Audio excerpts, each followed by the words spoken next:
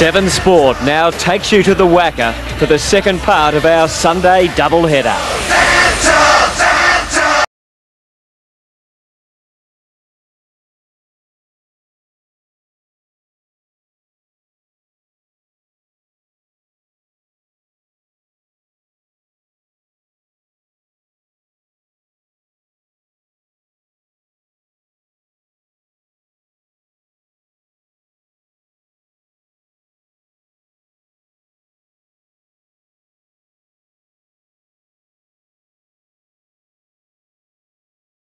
Welcome back to the WACA as the Dockers make their way onto the WACA for the last game here with the improvement of the facilities at Subiaco Oval. Matches in the future will be played there, and so the last AFL game at the WACA, and out come the Dockers to face the Tigers.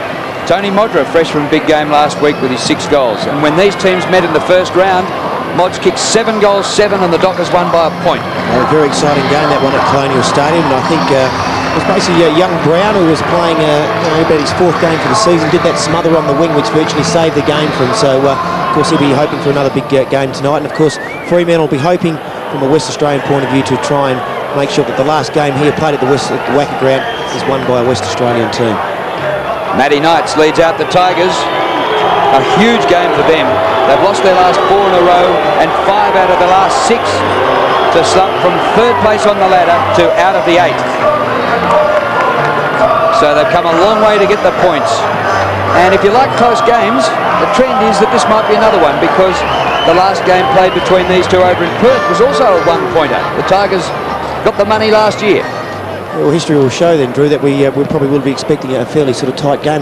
Though we talk about those losses of Richmond, their average losing margin over those games has been 45 points. So they've copped a few beltings over the last few weeks. But I would be expecting, with the conditions out here today, we did say there was a little bit of rain earlier on, but here at the WACA it dries out pretty quickly. It'll probably be pretty muddy during the centre, so they'll have to be pretty careful, the midfielders in the centre bounce downs. But a very, very good game. Both sides obviously hoping for a good win. At least it's not as much of a slop as the night game here a couple of weeks ago. Very That true. was unbelievable. Well, Adrian Barich, he's our boundary rider, and he can fill us in on the conditions down there. Barra. Drew, thanks very much. Yes, a crucial toss just about to come up here at the moment, because the wind is blowing left to right and it is very, very heavy. It's almost a gale force breeze at the moment. I think whoever gets first use of it will get in front obviously early, and then they're forecasting rain later in the afternoon. So I think the idea here is to win the toss, kick with the breeze, get in front, and when the rain comes, hold on. And so it could be a crucial toss. At the moment the sun is out, it looks magnificent, but they are forecasting some heavy rain later on, and really buckets down here, Drew, as you know. Coming from the Richmond rooms, I tell you what, they are fired up. They know that their season basically is on the line here. If they win today, they're almost home and hosed for the 8. If they lose, they're in jeopardy. So very fired up. You expect a fiery start to the game. The Dockers say they're going to meet fire with fire. Drew, I'm expecting a great start to this game. Let's hope the rain does stay away, particularly for the boundary riders. But as I said, the toss will be absolutely crucial. For the start of the game, Drew, it's back to you, mate. Thanks, Barrow. So when the rain comes, there'll be no point in us crossing down to you, because you'll have gone. Is that right? He's gone. He's already gone. He's already taken predicted rain, and he's off. And we've just been noticing, we've been talking about it, Drew, the Richmond players are wearing a black armband, so we hope to find out the reason behind that. And perhaps Adrian, if he is listening and hasn't taken off too far, he might be able to ask someone on the bench for us. Actually, I've got that information, Mainey. It's for a little girl, actually, a 7-year-old girl who was a huge Richmond fan, been knocking around with the boys at training, and sadly she passed away during the week. So yeah, tough one for them. They want to do it for the young girl. Her name's Melanie Wilson, and a great gesture by the Richmond Tigers to wear those armbands. Back to you guys, the toss is about to happen. Yeah, well done there, Adrian. There's the Richmond players in a huddle. And Barrett talked about the importance of the toss. So Sean McManus won the toss, going with the breeze left to right in the first quarter.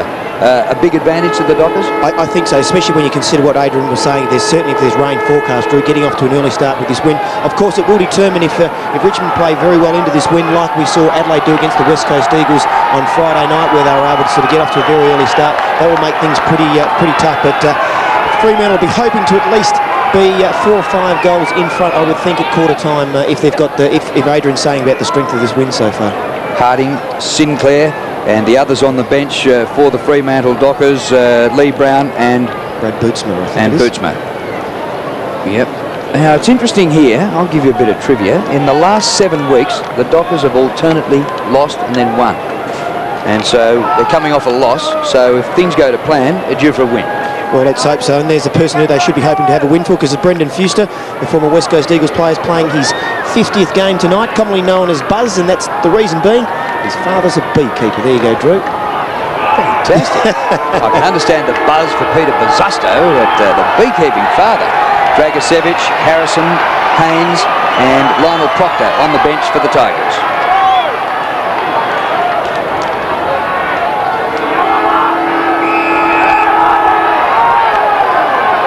So we get underway. A vital game here in round 19 between the Dockers and the Tigers. Dockers going left to right, and Ottens in the middle wins for the Tigers and gets it going their way. It's a real scrap as we predicted. It might be a bit tough early, and there's no way that ball's coming out. The umpire will need a secondary bounce. And they are needing to be prized apart with a crowbar here at the moment. Well, the umpire's hardly got any room here to bounce the ball. He's saying, give me some room. Derek Humphrey-Smith in charge today with Michael Vozzo and Shane McInerney. Back on the cricket pitch area.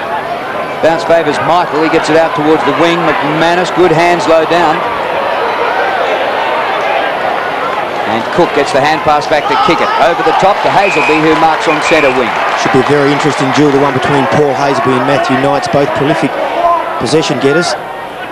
Kicked by Hazelby. Coops. One of the man front and square then. Holland couldn't quite grab it. Ball spills clear. Is that a high tackle? Yes, it is. Docker's free kick goes against Campbell. And Coops will take the free. Too far out to score, 70 metres from goal. He puts it up to full forward. Modra slightly underneath the ball. Waterhouse applying the pressure, but Holland clears for the Tigers. Out towards half-back flank. Chaffey. The hand pass straight to Waterhouse. He's just outside the 50. Over the top, Modra. Well, that could be a very expensive hand pass.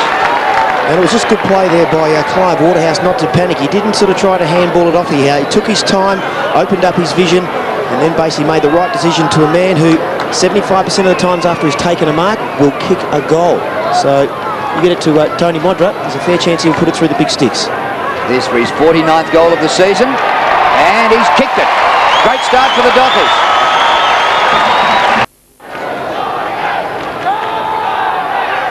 Well, back in the middle, and the Dockers would be hoping for an accuracy day from Tony Modra today, as distinct from his 7-goal 7 when they met in round 4 earlier in the season at Colonial.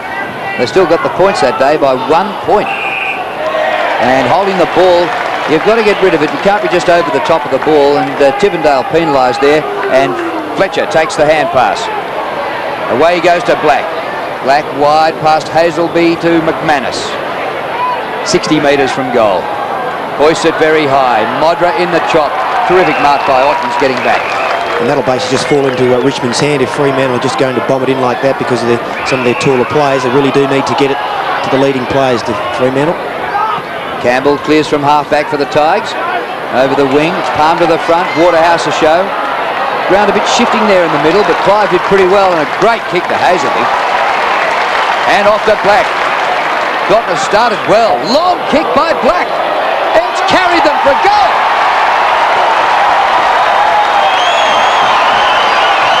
Well, he's kicked it from about 60.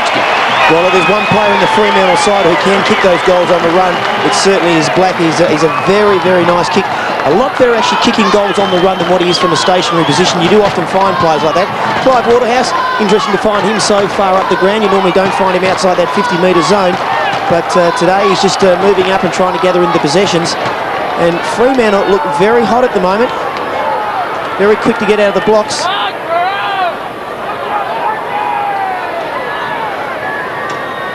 The Dockers with the opening 2 goals of the game. They are running with the breeze in the first term. And Fletcher becomes a ruckman. Loses it to Campbell. Back to Tivendale. Off the side of his boot out towards half-forward flank. Oh, kick it. Sandwich. Does well to get his hands free. Pavlich. Fletcher. Up to Waterhouse. And the Dockers looking $1 million. Modra waits. He's about 5 metres out from the edge of the square. He's got Cook wide if he wants him. Now Modra leads. Waterhouse goes longer. Dummy lead by Modra. Fuster is there. It comes to the back. McManus keeps it in. And a hurried goal by Holland. Great assist by McManus. Well, just fantastic play by Fremantle. They've certainly come out today showing that they want to win this game. And it's exactly the start that they needed. Clive Waterhouse has just been sensational in these opening moments of the game. That's twice now that he's delivered the ball inside the 50-metre zone, and Fremantle have scored up at both times. So already he's going to play a very important part in this contest today. Dockers 4 times inside that 50, as I just mentioned, for 3 goals. So their effectiveness is first class at the moment. Brodie Holland getting the goal for the Dockers after a nifty little hand pass by McManus. 3 goals to 0. What a start for the home side. Ottens palms it down defensively. Comes to Daffy. Back to Tivendale. High ball holding up into the breeze to half forward. Benny Gale there for the Tigers. The ball out towards the line and out. That's as far forward as the Tigers have been. Yeah, and when they get it down there into their forward line, they will be able to go long and high because they're playing basically four tours on their own down there. Rogers, Gale, James and Holland. And Fremantle are playing a spare man down there in defence. Jason Norris has gone back down there, so... Hazelby takes the hit out by Michael. Comes to Cook. Not a great kick. Clean bowls McManus. And that's beautifully read by Leon Cameron. And the Tigers forward through Daffy. Out wide across the 50-metre line just about. Rush towards the boundary line. Bandy. James the hand pass towards the line. And out of bounds. And just unfortunate there for Daffy really not to be able to pinpoint the pass to the leading full forward, and probably could have just chipped across to Chaffey also. We've reached our top of 20, possible showers later in the day. We started in sunny conditions and it's now overcast, so maybe those showers aren't that far away. Tivendale's kick is smothered, comes back to Knights. Open territory out here back in the centre square. And Bowden just gets onto it. 70 metres from goal. Biddiscombe. Great tackle. Put down by Norris. Chaffey for Richmond. Round the boundary line and McManus covering the ground. He's been up forward and here he is at half-back to Fletcher. Terrific start by the Dockers. Fletcher's kick. Fuster in his 50th game. Couldn't quite mark. Ball out towards the line. Biddiscombe. Back to Ottens. And the big fella gets on his bike. Into Gale. So the 2 big men playing pretty close to each other there. Kicked by Gale inside the 50. Good punch by Holland, who was caught in a backward position. Comes to kick it. McManus. Waterhouse. Great kick by McManus. And the Dockers absolutely on fire here. Running amok for Walker. Modra. Couldn't quite. Comes to Holland. He's got Modra in support. Running out of room in the forward pocket. Terrific tackle there by Vardy. Fuster. Awkward on the left. And he misses. Well, Fremantle at the moment are just throwing themselves in there. They have just got weight of numbers, and as soon as the Richmond players are trying to break through the Fremantle defence, they're just laying on tackles, and at the moment it's all one-way traffic going Fremantle.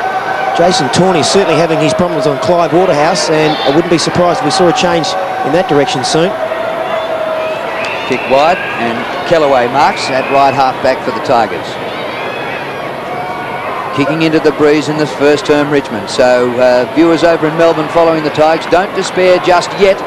Wait till they get a turn with the breeze. But certainly the Fremantle system of play so far has been superb. And Chaffey just doing the right thing there by playing in front. And normally, if you're going to play in front, there's a fair chance that your defender's going to give away a free kick. Chaffey to Gale. And he's 45 metres out from goal. This will test him. This will be a career best kick into this breeze. And a good decision there, really, because you had Cook playing on Gale and you only had to put the ball up with a difference in height there, Drew. So smart play by Richmond, bring it in. Brendon Gale, who's kicked himself 19 goals already this year. So he does know how to get them. Well, the wind isn't a Brendon Gale. It's only a breeze. Yeah. So, well... he's not without a chance, but it would need to be a top kick. You see the windsock there behind the goals. It's just fluttering. It'll make it hard enough, though. Gale from 50. Well, he's kicked well. How about that for a goal?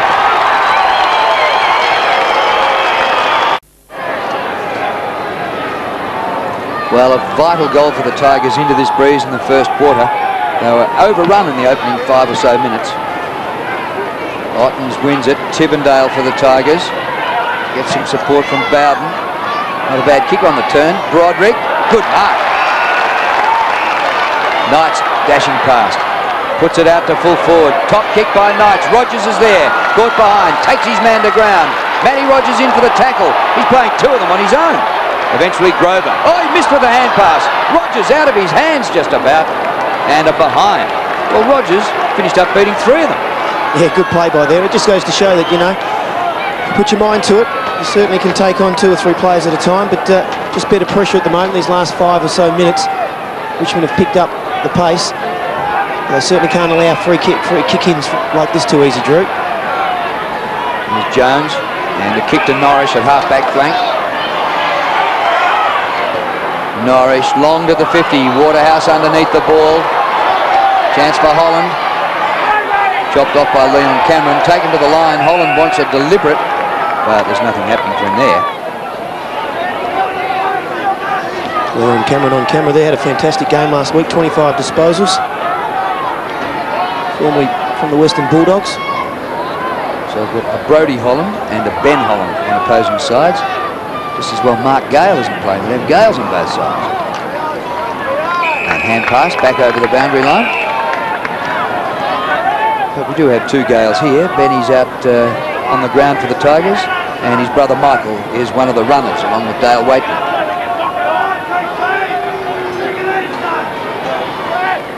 Big pack around this boundary throw-in. And a bit of trouble here. Kick by Walker, smothered. Fuster under pressure. Who's going to get a clear possession out of this? Oh, Hazelby did brilliant. Modro has the spoil put on by Gasper. And Fletcher for goal, but off the side of the boot, out of bounds. Good pressure there by the Richmond players, but fantastic work in underneath the ball there from Paul Hazelby in his first year. He's just been fantastic this year. And he certainly is a star of the future. But he's already not sort of a star at the moment. There he's on camera picking up the dangerous Wayne Campbell. And that'll be an interesting battle and go a long way to determining the victor in today's contest. Both having fairly good games last week, Campbell and Hazelby. Well, Campbell's a best and fairest winner and a very decorated player, but it's half a question as to who's picking up who there, because Hazelby is definitely a bloke who needs to be watched. Pavlik around the corner to gain a few metres. You probably wouldn't say that they're 2 players that would actually tag each other. I would probably say they're going to play fairly wide of each other and see who can pick up the most possessions. And if that's the case, it's whoever can be the most damaging with those possessions, Drew. Yeah.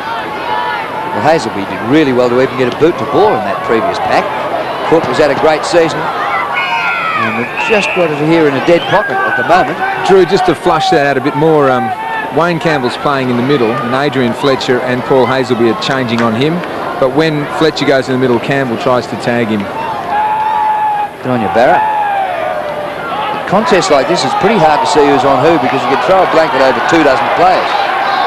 Daffy goes for a bounce. Wobbly old kick. Broderick at full stretch. Good gather. Bowden. Clever kick to Chaffey. And he's about 40 metres out, Mark Chaffey. That was well held up by Daniel Bandy there, because there was a spare Richmond player that went back behind him. He just tried to make sure that Chaffey couldn't play on quickly and get it over. And in the meantime, Pavlich was able to run back and pick up the spare play, which will make it a difficult kick now for Chaffey. We saw Gale kick a goal from a similar position earlier on. Whether he can kick it as long as what Brendon can. Rockers have got the tallest player on the mark, Bandy. Chaffey clears him, but it's away to the left. They're getting pretty good distance. Those 2 shots for goal have travelled, and that's a behind. It's pretty sheltered there, Drew, by the stand, but at the other end it's really just open. That's why it blows so well down the other end. Yeah, exactly right there, Adrian. If you keep the ball nice and low heading into this, you're fine. You will miss most of the wind. It's only if you get it up high that the wind will catch it. Pavlich, who started his career earlier this season on the forward line, and has been back for about the last 5 or 6 weeks. Oops, this kick is smothered off the boot, and it's within goal-scoring distance. And a pretty shocking kick off the left. Hasn't made the goal line. And that was by Rogers. And the Dockers have a second chance to clear through Pavlich. Oh, top mark man in front, Bowden. Joel Bowden, bang, straight for the goal square. Look at that distance. Offline again, but he's kicked that from 55. He's had a great year, Joel Bowden. Plays normally on a wing. He's picking up Sean McManus today, and very good attacking wingman. Need to make sure that you get in between him and the goals. Force him to kick over the top of you.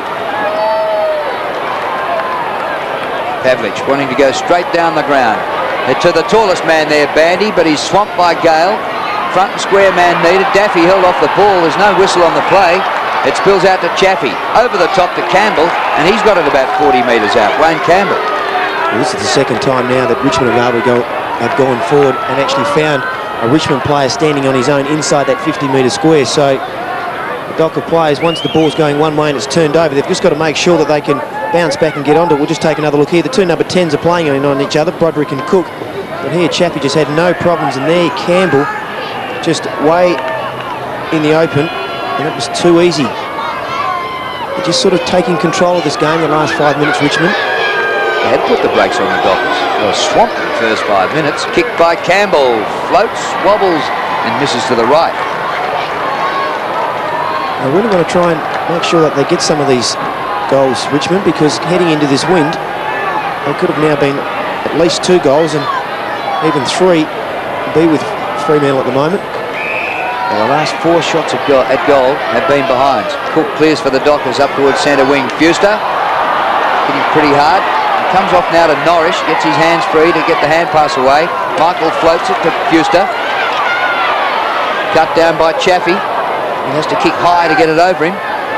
Very awkward ball for the forwards, and that's out of bounds. A good play there by Chaffey just to make Brendan Fuster kick around the corner, and unfortunately Fuster just had nobody leading up to him. Coops was running towards the boundary, but Brendan Fuster wasn't quick enough to get it on. Fuster doing the ruck work, wins it from a position from behind. Ottens with a hand pass. Daffy down the line. Hazelby for the Dockers. Good poise for a youngster, and kick it. Could nearly kick it. He's outside the 50. I think with this wind, if he gets behind it, he can certainly make the distance. Campbell on the mark. Kick it. Gives it some height. Oh, that's home for all money. Oh, spoiled right on the line. Didn't quite make it. Just not quite sure whether Dale Kickett actually gave himself all the chances of kicking the goal there, because he didn't really seem to put his boot into it. I was hoping that the wind would get hold of it and push it through. Leon Cameron, the designated kick out for Richmond, especially over the last couple of weeks. That's a great mark. That's pretty good distance by Cameron, even at that end of the ground, but what a Fletcher mark. Biddiscombe was in the chop, who's a foot taller than Fletcher. Great mark. In he comes to Heath Black. Tigers have got back in defence, and so the Dockers having to move the ball around to set up. Lodra on the lead, couldn't mark, comes to Holland, pulled off his kick by Tawney, and spills to Vardy. Clears the area for the Tigers. Fletcher for about the 3rd time in a minute. Into Holland. They're Black. His hand pass knocked down by Tivendale. And Greg Tivendale did pretty well there, ball out of play. Probably just a bit of overuse of the ball there by Fremantle. And that's often what happens when you do try to throw the ball around a bit too much rather than just going long. And this is Cook round the corner. It comes back to Ottens. He's playing loose back in defence. Bumbles the ball up towards half forward. Hand pass comes to Walker from Jones. Walker to centre half forward. Fuster pushed out. And no whistle on the play. The Fremantle fans want a free. Richmond's ball. Andy Kellaway up towards the centre of the ground. Daffy slides the hand pass. Biddiscombe. Long kick into the breeze. Holland. Good mark. That was good play from Richmond there to bring the ball up through the centre corridor. Well, bringing it up through the centre corridor just gives you the option of either going straight through the middle to a leading player, or you can go wide. If you happen to bring it around either side, you really are limiting your options. But this time, and playing in front, classic full forward position, he had no problems. Young Pavlich just couldn't get his fist to the ball. Ben Holland with 96 career goals. If he has a big day today, he'll crack the ton at the WACA. Kicking from about 40. Good kick. That's better from the Tigers.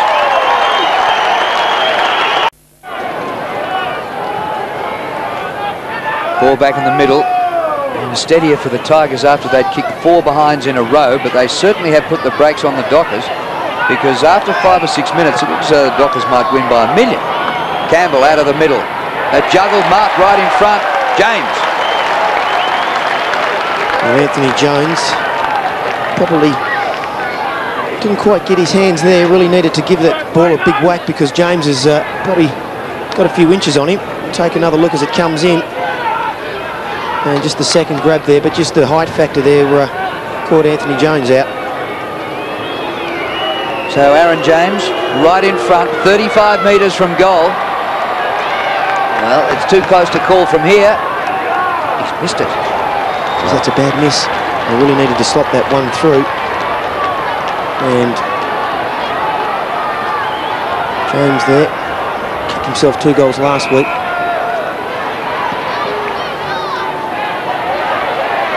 And here's the ball back near centre wing. Chaffey can't take the mark.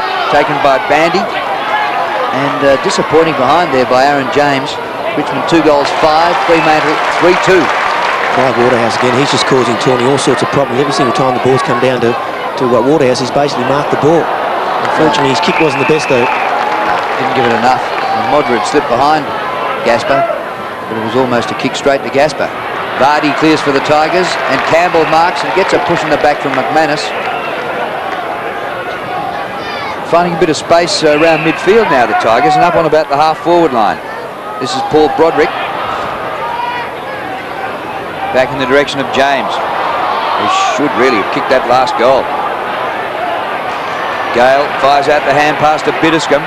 Biddiscombe to the pocket. Rogers caught behind, has to go for the punch. Comes to the front, and Fletcher hand passes to the boundary umpire, actually, and out of bounds. Adrian Fletcher on screen there already had himself 9 possessions and 2 marks. He's been picked up by Nick Daffy at the moment. He's had 6 possessions, so Fletcher just getting a little bit more of the ball than what Daffy is. Michael beats Gale in ruck. Hoists it very high. Waterhouse about 4th in line. Crumbs down to Knights. And back to Tawney. Wide to Chaffey. Big day here for the Tigers to arrest this slump. They've lost their last 4. Campbell goes straight to full forward, and Holland, he waits at the back, but Grover came from nowhere. He did very well, Anthony Grover. He was very quick, wasn't he? And you can obviously see what the plan is here by Richmond with having their tall players down there. As soon as they get the ball and they're trying to bring it always through the corridor, they're just going to go long to their tall forwards and then basically have all their runners sweep onto the ball. They were doing it previously with only 3 tall players, but now they've gone with 4. At the moment, it just seems to be working. Campbell's hand pass behind Broderick. Walker for the Dockers. Loses it. Chaffey concedes some ground to James. James a standing kick. Holland outnumbered. And Grover again. Clever. Across to Bandy. Young Grover playing in just his 9th game. Bandy. Floats the hand pass across. Black. Down the line towards the wing. A very high kick. And Fletcher absolutely dominating. 3 marks and coming up for his 10th possession. This is good vision across into the centre corridor. This is Paul Hazelby. He'll be the Norwich Union Rising Star for the year. No risk. Well, Waterhouse cleared the pack then and shoved them all to the deck, but Ottens has got it for the Tigers. Poor hand pass though. Cook's a chance. And Walker, they fight each other for it. And Knights comes up with it. Back to Ottens. And Biddiscombe, and the ball's out of play. A few mistakes there been made in that little bit of passage, but a great tackle there by Callaway on Troy Cook to really turn the ball back over again. Unfortunately, Richmond couldn't get it away, but just some pressure creeping in there. Waterhouse becomes a ruckman. Down to McManus, who burst clear.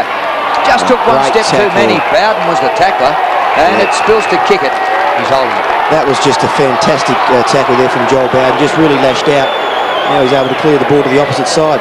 So just a quick turnover there by Richmond, and away they go again. Vardy to Daffy, who juggles it, but it comes out in front of himself. Daffy's kick. Rogers caught behind again. And Grover gets it to the line.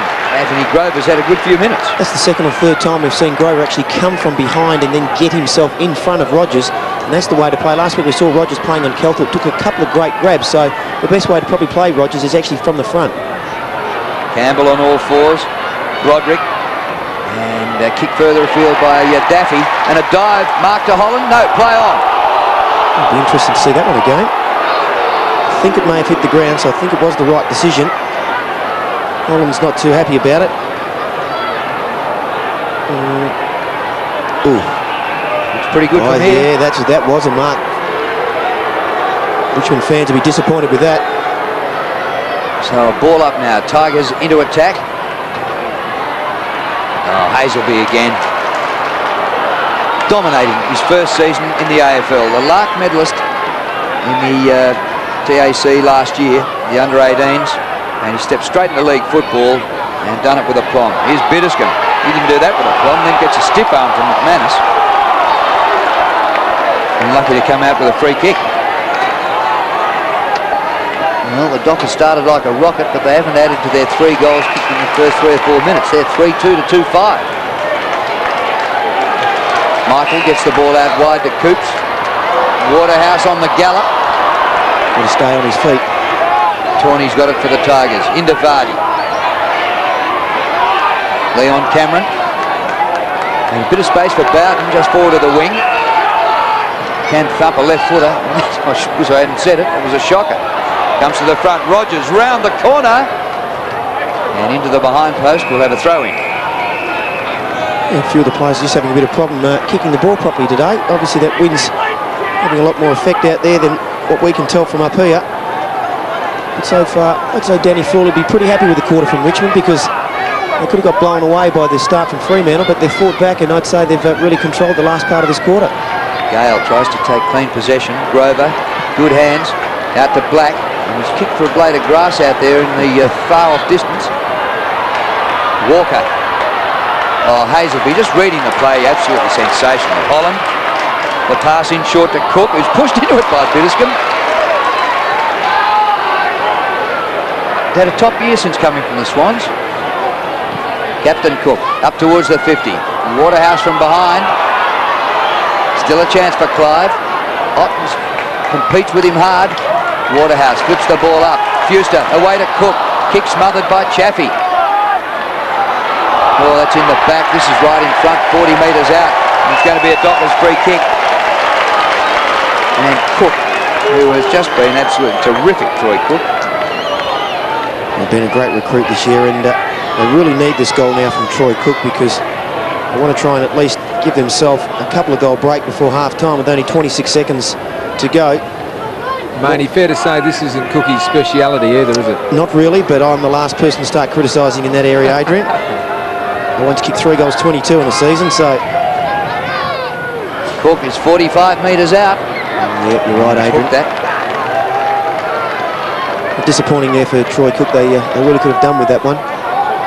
Well, this will only be a 4-point lead to the Dockers at quarter time, and honestly, they had the first 3 goals. Exactly. After 5 minutes, they look like being anything. So I think Spud Frawley will be really pleased. Biddiscombe. Geez, they've been brilliant tonight bringing the ball back through the corridors as Richmond. Then they just go long to their tall forwards. Tivendale to Rogers at the back. Holland, he's wide out. They might hit the front before the siren. And the siren just beats him. And the Dockers lead by 4 points at the first change in a real comeback after a slaughter in the first 5 minutes. Waterhouse there on screen, who's had a very good opening quarter. Certainly had the better of his opponent in Tawny.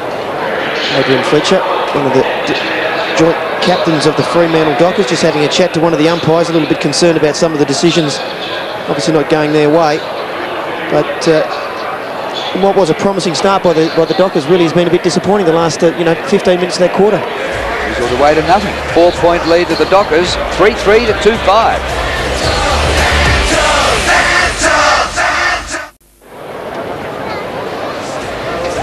And welcome back to the WACA, where the Dockers, after a great start, were held pretty much scoreless after about the first 5 or 6 minutes. 3-3 to Richmond, 2 goals 5. All the goal kickers have been singles. The Coca-Cola AFL Premiership Season 2000. Proudly brought to you by Victoria Bitter. Mitsubishi Magna V6. One drive in your hood.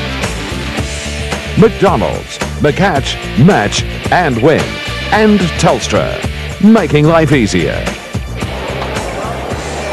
And with 4 games in the AFL being played today, all the scores from the other games in game day at halftime with John Longmire, Todd Viney and Tony Shaw. Danny Frawley having a word to his Tigers, some encouraging signs. They laid 10 tackles to 3 in the first quarter, Richmond. That's a terrific advantage. Well, which is quite surprising, because I did mention that Fremantle are the 4th best tackling side in the competition. I think Richmond sit down at about 13th or 13th. So they've certainly picked up in that area. But overall, you'd certainly have to be happy with that. They went in inside their 50 14 times for 7 scoring shots. So a little bit of ineffective in that regard. So Fremantle going in for the same amount of times, but or 6 times in. So just a little bit more effective. But they're going to be finding it pretty tough going into this win, Fremantle. They really need to just run the ball up into this win and just try and find their forwards out on their own. Well, what did the Dockers think about that first quarter? Here's Terry Bright with Barra. Thanks, Drew. Terry, I guess a great start, but maybe didn't capitalise on it after that. Yeah, maybe. They started to get control in the midfield after about the first 10 minutes, and that's one of our things we talked about all week, making sure we break even at least with them, and they started to really get their run, and that's one thing we've got to address this quarter and make sure we shut down the Daffys and Campbells. Was it work rate the problem as well? I mean, it seemed to drop off just considerably. Yeah, Damien spoke about that at the quarter time, that in our first 10 minutes we were really intense, then we just eased back a bit, so we've got to make sure we lift it again this quarter. Good on you, Terry. Go get him. Back to you, Drew. Thanks, Barra. Well, Campbell and Daffy were dangers. Campbell had 9 possessions, Daffy 8 in the first quarter. Ottens had 8. And for the Dockers, Fletcher 10 and Hazelby had 9. It's an interesting battle, that one between Ottens and Michael. You'd probably say Ottens is probably a little bit better all over the ground. They coming into the game, both Ottens and Michael had 248 hit-outs, but Ottens had 28 goals, so he just does a little bit better around the ground. Ottens in the middle. He won the centre hit-outs 4-0 in the first term. Look at that. That looks like a scrum, doesn't it? Team getting together before the game for a bit of a bonding session. And they still won't give the ball up. What benefit is it to come up with the ball? The last man to touch the footy before you give it to the umpire. Just a bit of mental sort of side of thing, I think. Yeah. So Michael almost under the umpire's feet for that hit out. The umpire's going to have to ball it up again. In that first quarter, we saw the Tigers having 5 centre breaks to the Dockers 0, and coming into this game, it's quite funny because Fremantle have 3 players in the top 35 out of the centre. Richmond don't have 1, so they've certainly been winning that duel, Richmond. Campbell's kick straight up the air, didn't go the 10 metres. Umpire saying play on. Well done by Knights to Gale. Out to Holland. And Rogers climbing as well. Chaffey put on a good bump, but Pavlich gets it to the line. Dockers bench for you, Drew. Harding's still there. Sinclair, Brown and Bootsper, no change as from the first quarter. So, Damien Drum going with his starting 18 and sticking with that lineup. Gale works it to the back. Campbell. Breeze behind this. It's pretty high. It gets to the goal square. That's a terrific mark of defence by Pavlich. He's just growing another leg since he's been shifted down to the back line this year. Started off originally up in the forward line and centre forward, full forward, but he's just played exceptional football since he's been moved down there.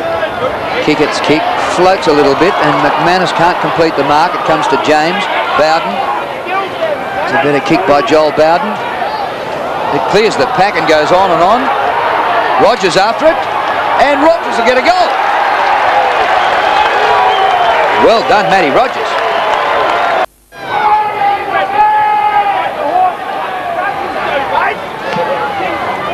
Michael and Ottens beats him again. It comes to Campbell. Actually, he was bumped off it, and that was very well played by Black. Here's Hazelby just forward of the centre wing. Nobody coming to him. Tivendale runs him down from behind. Not a bad kick out in front. Fuster. And it comes to Cameron. Awkward left footer. And Tivendale's got it. And pass out wide. And they're able to clear. Vardy towards the wing. Plenty of distance on that kick, and it reaches the wing. Give you the Tigers bench now. Dragosevic still there. Harrison, Haynes and Proctor. No change for the Tigers either. So, what, the coaches have had a day off, have they, Barra? I think it's a bit of an arm wrestle at the moment, just waiting to see if they need to make a move. Started with 8 players on the interchange bench, and the same 8 are still there. Campbell to the 50. Gets behind the pack. Norrish accidentally soccers defensively. And Pavlich for the line. Once again, well played by Pavlich, who had star quality all over him when he was playing in the SANFL last year as a forward and become an excellent defender. Well-built young fella too. Gale. So Richmond winning in ruck, no doubt about that. Campbell.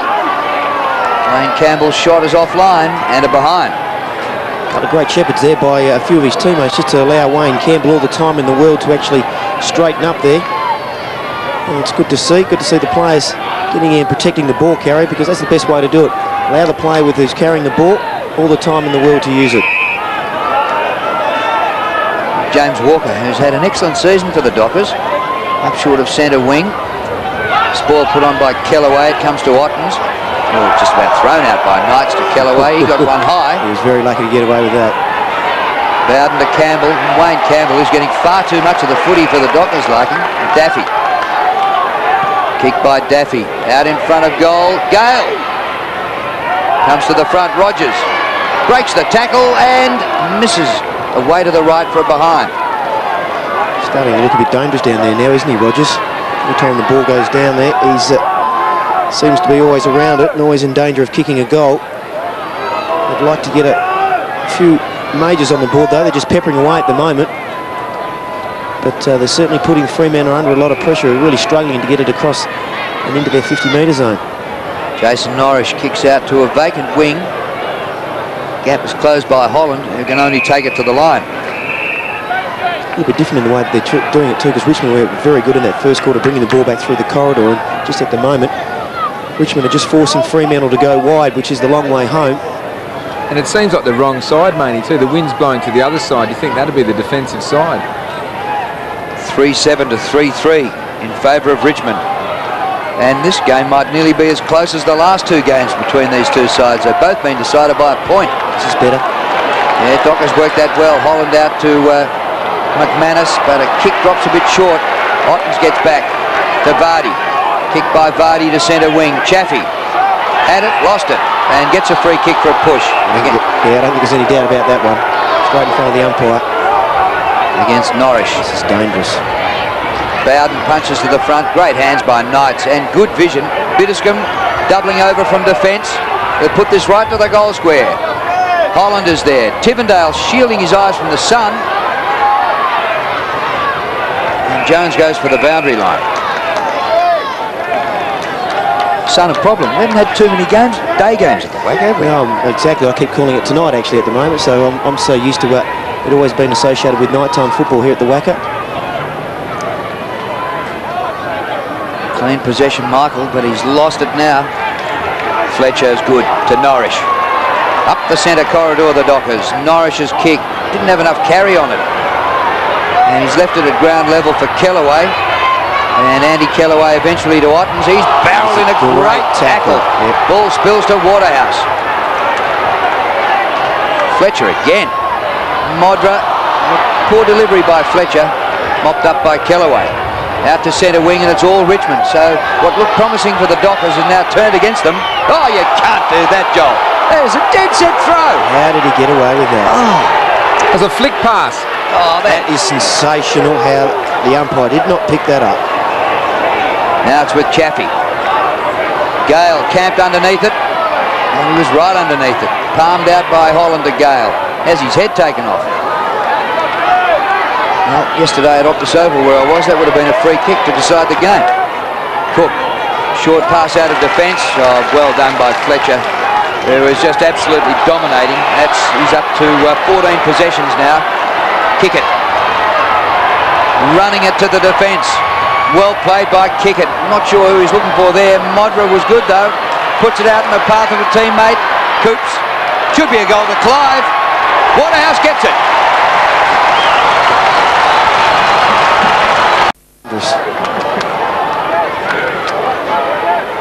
Another change in the lead. The Dockers in front by 2 points. Another nip and tuck game between these two sides. I'm still getting over Joel Bowden's little round-the-back throw. Norris out of the middle. And Biddiscombe marks. Shadows of the light towers extending across the WACA. Kick by Biddiscombe out over the centre wing to Broderick. His kick to Bowden. And they are getting a lot of carry-on kicks going that way. A lot of forwards getting underneath the ball. Rogers fights hard. Bowden close to the line. And here's a big chance for Holland. Dodges. Oh, he just snuck it home, I think. Got it. Well, quick reply really from Richmond there. And as you mentioned, Drew, they're just basically going long with their balls to their tall forwards and then hoping that there's plenty of backup.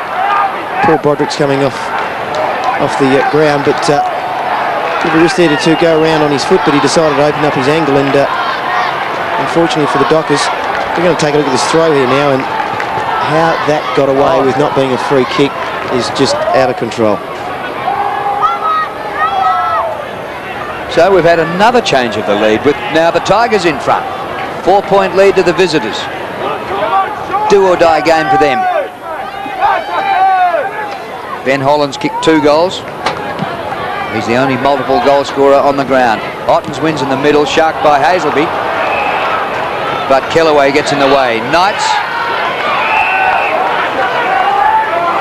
Well, everybody was lauding Spud Frawley this season in his first year as coach when the Tigers were going so well so early. But with their list of injuries, well, they can show character here today. If they can win this here today against the Dockers, that will really stamp them as a club with character, no doubt about that. Coops. Michael up towards centre wing. Fair carry on that kick too. Chaffey goes back to Tivendale. It was Kellaway.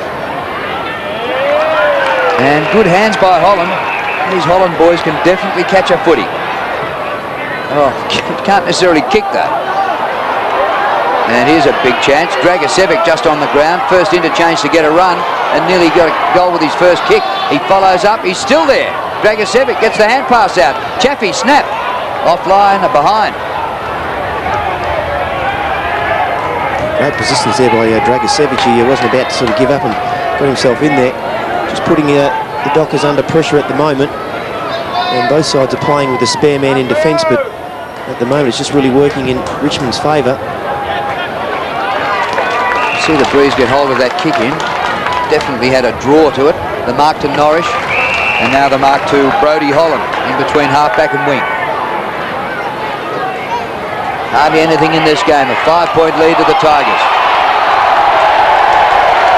Whistle, and it's going to be a Dockers free kick to Fletcher. It's his 5th possession already for this quarter, Adrian Fletcher. Very instrumental in setting up a lot of their wins along with Hazelby and Cook. Superb performance, considering this is his 4th club and he's come across here, won the best and fairest by an absolute mile last year. Norris not too sure what to do. They've got back in defence, the Tigers. There's a lot of players in this defensive 50. Waterhouse needed to mark. Oh, his recovery is brilliant. Now outside the 50 to Walker. Modro, a long way from goal, 65 metres out. Short pass, Holland. No mark, and the Tigers have it. Gaspar puts it out in front. Knights. He's got Bowden, and in the centre corridor, Daffy. And that turnover by the Dockers could be so expensive. Daffy could have taken it before delivering it to Chaffey. He keeps it in. And back to centre half forward. Dragicevic. Oh, had a chance. Oh, he's got it again. Back to Campbell, and Campbell snaps a goal.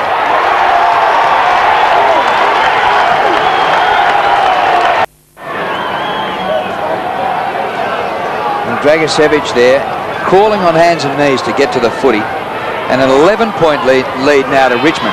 So we're midway through the second term, and the Tigers still have all this wind-assisted time left, and they might have a decent lead by half-time. Cameron, the kick to centre half forward, all Richmond. Gee, they had a choice of about 4 players before Matty Rogers took the mark. Talk about a set play, and every single time Richmond are centering the ball. And their forward line structure at the centre bouncers, they have 2 at full forward, 3 sort of halfway up through their 50-metre zone, and then 1 at centre half forward. So Obviously, with the way that the wind's blowing in this quarter, they're expecting long kicks in. But some players lead out to the pockets, and then 3 or 4 of them lead straight up to the centre.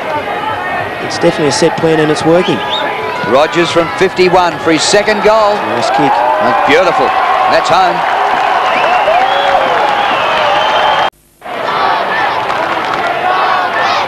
Well, the Tigers have kicked 6 out of the last 7 goals in the game. Remember, Fremantle were 3 goals to 0 after about 5 or 6 minutes. Ottens, Richmond just dominating in the ruck. Kellaway in there. Oh, Fletcher somehow gets free to Norrish. Bounces about the 50. Waterhouse going away from goal, out in front of Hazelby. Good running, Paul Hazelby. Great pass to Modra. Once again, the credit's got to go to Clive Waterhouse, who picked that ball up on the half volley and just used sensational vision and put a perfectly weighted hand pass over to Paul Hazelby, who was under a lot of pressure. It was quick thinking by Hazelby just to get it on his boot. Have a look here with his left foot, and Tony Modra very, very quick on the lead. There's only one way to stop Tony Modra. You've got to be in front of him because he's an exceptionally quick full forward. The Dockers really in need of this goal now, and in the hands of their star forward, he's missed it to the right. It's not what they really needed, that one. Disappointing there for Tony Modra.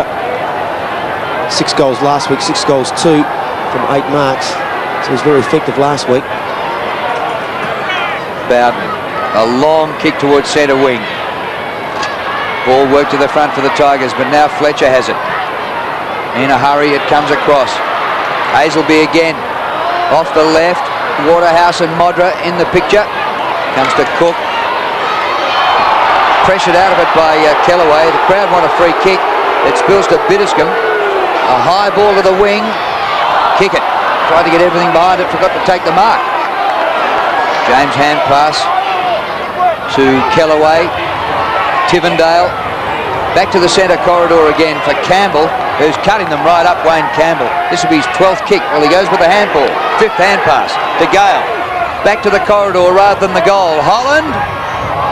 Oh, it sits on its point. Dragicevic again. Holland steals it. Loses it. Did he drop it? Play on, says the umpire. Dragicevic once more. He has been a spark since he came off the bench. Centering kick once more. Down goes Rogers in a terrific mark by Grover. Yeah, that is very, very good. Under pressure, one arm being held, and enough can't be said about how good that mark was. Sinclair's obviously come onto the ground.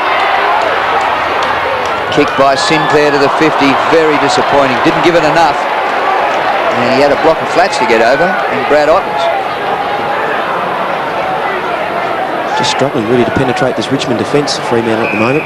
They've been very strong across the half-back line, Richmond, and again, continually centering the ball. It's amazing how many players have been able to get free down the centre corridor. Tivendale's kick. Jones, well, bumped off his kick brilliantly. Grover to Jones.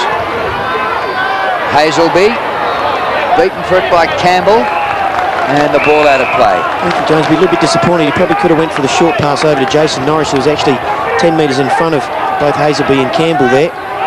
Better to go to a player who's on his own than rather going in a one-on-one situation. Just try and keep possession of the ball. Campbell 16 possessions, Hazelby 13. Chaffey to the line. And Damien Drumm's obviously not happy with his forward line. He's taken Coops off and Brendon Fuster for Lee Brown and Jess Sinclair. And Heath Black's having a spell and Brad Bootsman's on. So after not making a change on the bench for a long time, they all of a sudden got going, the coaches. Michael's hand pass to Hazelby. Here's Sinclair. It's a different play with the shorter hair. Kellaway the hand pass to Knights. He goes wide to Rogers. Tigers on the run again. Gale in short. He goes longer. That kick covers the pack. The front and square man down at that end mightn't get too much of it, but if you were to sneak behind a pack here today, I reckon you'd get a bit. Chaffey. Backwards to Leon Cameron. Bowden probably defies all, coaching to get behind a pack, but gee, there are a lot of times spilled over the back going in that right-hand end. Just a lot of Richmond players been able to get free at the moment, Drew. Kick by Kellaway. Holland works to the front. Here's a front and square man. Nick Daffy, a goal. Oh, he missed it. Well, they're very lucky there, but if I was Damien Drummond just looking at this game at the moment, I'd be asking my players to man up, because there are just too many Richmond players who are able to get free, and Daffy just playing the ideal opportunist role there. Got right in front when the ball hit the ground. He was there to pick it up, and really be a little bit disappointed he didn't put that one through. I can't believe he missed it. Here's the kick by Walker, holding up a little bit in the breeze. Tigers are going with this breeze in the second quarter. Fletcher, another hand pass away to Bandy. Haven't seen too much of Bandy. Hazelby puts it out in front of Coops. Coops on the run.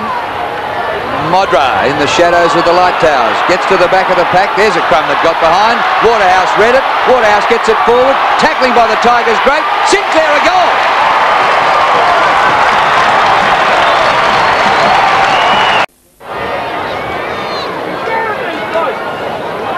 So the goal to Jess Sinclair, playing just his 8th game for the season. 11-point margin to the Tigers. Fletcher, he's a marvel. I have to be frank and say he doesn't look like that much of a footballer, but he just keeps getting it. Coops gets the hand pass to Hazelby. Hazelby for goal. Well done, son.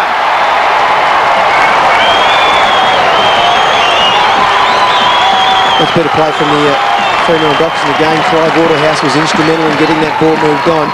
But the good work there by Fremantle, getting it out of the centre. And they should be doing a lot better out of the centre than what they have been. But Paul Hazelby, you can't sort of say enough about this young fella. Did the right thing there when he had time. A lot of players would have tried to put it on their left foot. But Hazelby just took all the time in the world, and he just straightens up, comes back onto his preferred foot and gets it through. Well done by Paul Hazelby. Adrian Fletcher is up to 19 possessions, and we've got 5 minutes of footy to half-time. What a game. Michael not having one of his best. Harrison gets it out of the middle for the Tigers. Comes outside the 50. Oh, Knights was absolutely brilliant, and Rogers should have made more of it. He went for the pass rather than the score. Campbell to Dragicevic. And Richmond they flummed that, really.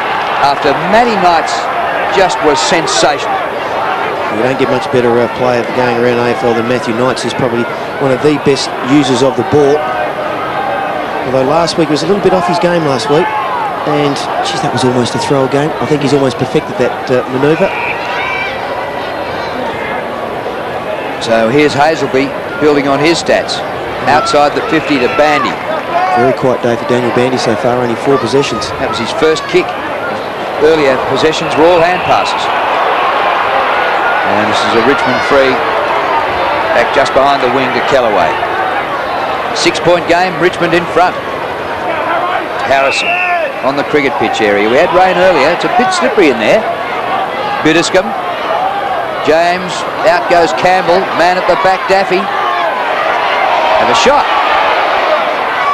And he did, but he missed.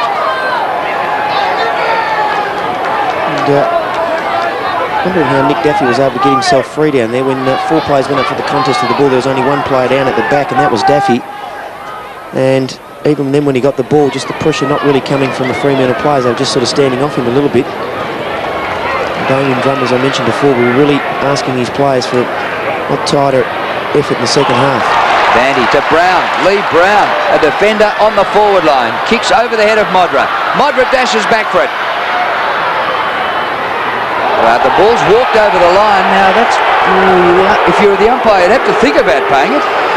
Especially once the crowd certainly starts having a bit of a go. And they're chucking apples and whatever else onto the ground now. It's an interesting one. It wasn't really deliberate. I mean, he was over the boundary line himself, and he just really brought the ball back to his body. So alongside the behind post. Dockers want a goal here to get level. Cook fighting hard. Biddiscombe. Was that a high tackle? Yes, on the Richmond player. And a Richmond free kick. Jason Tawney. No, going back to Kellaway. It's got Matthew Knights. He wants to go along. 3 minutes remaining to half-time. Tigers leading by 7 points. It's 6-11 to 6-4. So they've wasted a few chances, the Tigers. And that's to the line, and the crowd want deliberate for that. Well, they paid their money. They're having a good yell. It's exactly as you summed up, Drew. The Tigers bench are very unhappy with their conversion rate. They think they should be way ahead at this stage of the game. The Dockers really hanging in there. Oh, I couldn't believe that Nick Daffy missed his shot for goal. Oh, Kellaway, that's in the back.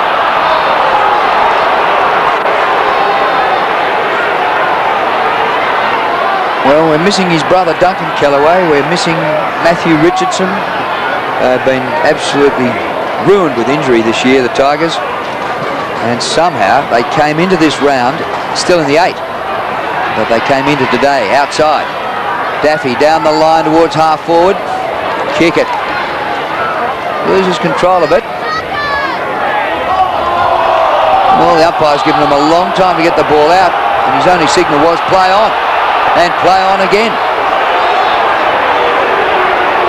Players just getting slightly a bit frustrated, I would think, with some of the decision making there. You see young Walker throwing his arms up.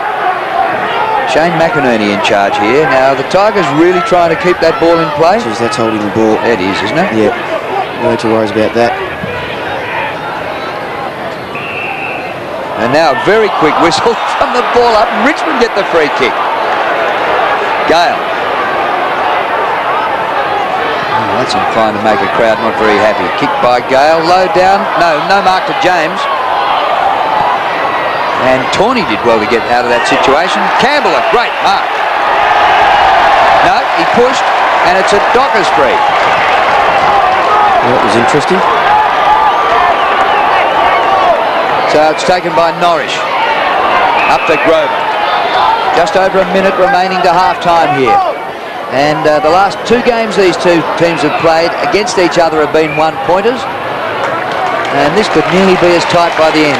It's a 7-point lead to the Tigers. Dockers moving it forward slowly. Hazelby into Grover. Still at half-back, Anthony Grover. Just his 2nd season, playing his 9th game. Kicks towards the wing to Brown. He's swamped by Harrison.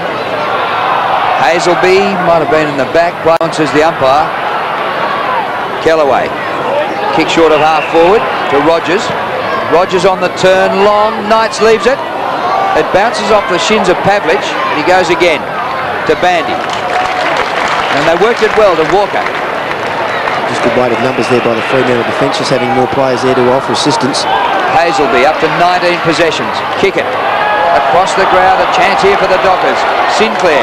Bandy's covered some territory. Just 16 seconds left. Kick by Bandy. Waterhouse needs a mark. Cook needs to rove it and snap a goal. Back to McManus. 7 seconds left. Goal by McManus. Yes! Just in the nick of time. Well, that's a very, very important goal for the Fremantle Dockers then. The one by Sean McManus, because that only means they go in 1 point down at half-time. And Damien Drum, while there will be some concerns about the ability of his players to pick up some of the Richmond players during the course of this game, they have fought very hard in this quarter to come back when it looked like Richmond were going to open it up. And again, we have got another tight struggle on our hands. Another 1-pointer. Yeah. It's 1 point at half-time. We'll have to wait and see whether it's the same result at the end of the game. So the Dockers in front 7-4 to 6 goals 11. And the Tigers are paying the price now for their inaccuracy. They've had 17 scoring shots to 11, but trail at half-time. And that goal by McManus came just with about 2 seconds left on the clock. And there was no point in restarting it, so they blew the siren as the ball just went into the crowd. But we have another tight contest between these two. I wouldn't be going anywhere if I were you. A 1-point lead to the Dockers at half-time. Give me a G-A-M-E-D-A-Y,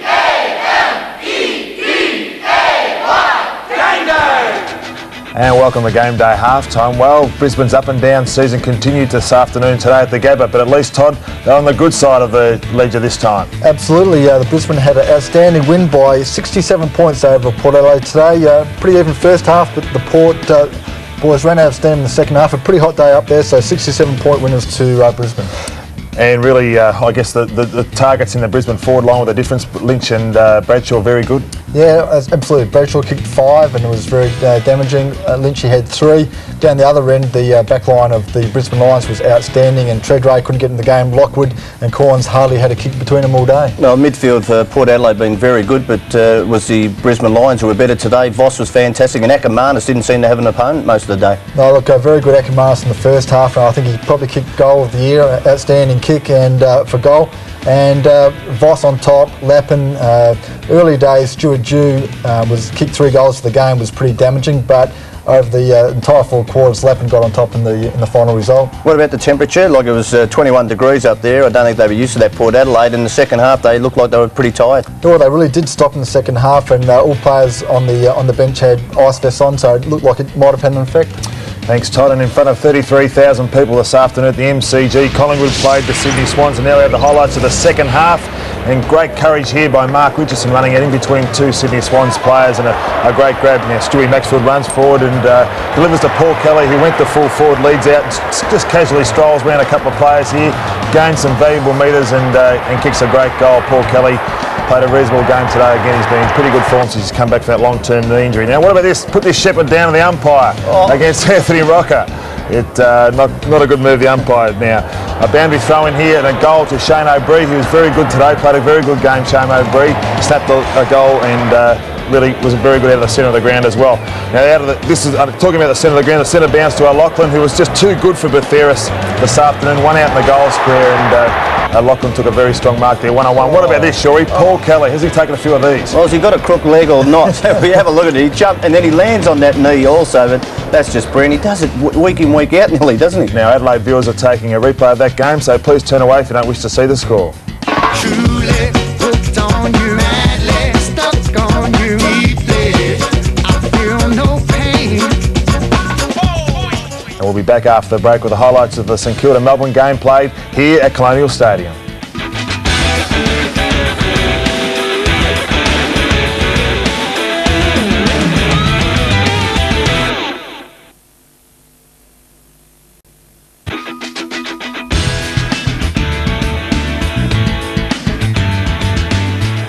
And welcome back. Well, Richmond travel over to Perth this afternoon to play Fremantle with their season right on the line. And now let's recheck the half-time score with Todd Viney. Thanks, John. Well, a real arm wrestle at the moment.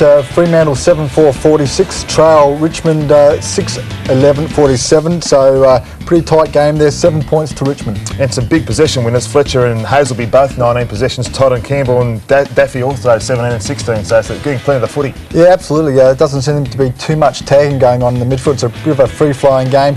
Fremantle really struggled to get the ball forward over their half-forward line for most of the second quarter, but got a couple of late goals through Hazelby and Sinclair and brought them back into the game, but Richmond dominated the second quarter. And Matty Rogers has kicked a couple. It's good to see him back because he's been out for a while. He came back last week, but looked like he was off his game a little bit. Yeah, look, he's still got his knee really heavily strapped, and but he's still kicked 2 goals and he's looking pretty dangerous down there. The only other multiple goal kicker has been Ben Holland from Richmond, has kicked 2 goals also, so individual goal kickers down the other end. And St Kilda are playing Melbourne here at Colonial Stadium, and now we go to Tony Shaw, for the second half highlights. Well, I think if you're a young kid and you want to see a player who's very disciplined, have a look at Shane Wade and the way he centres the ball here to Jeff White. It was the D's first goal for the second half as he goes back and slots it, but just great discipline by Shane Wade. And the Saints really needed a goal here, and Tony Brown was the one to get. He's played all right the last couple of weeks, Tony Brown. Someone was asking about his career and where he's going to go, but there he slots one to put the Saints back in front. Now the centre bounces are so important here. You can see second effort by Jeff White, gets the ball forward, and Russell Robinson, have a look, he runs hard at the ball, but he doesn't even look at the goalie. He just says, well, the goals are down that end, and snaps over his shoulder to really just push the D's out there. And some bad news for the D's here. Peter Walsh, you can just see, collides with Jeff White.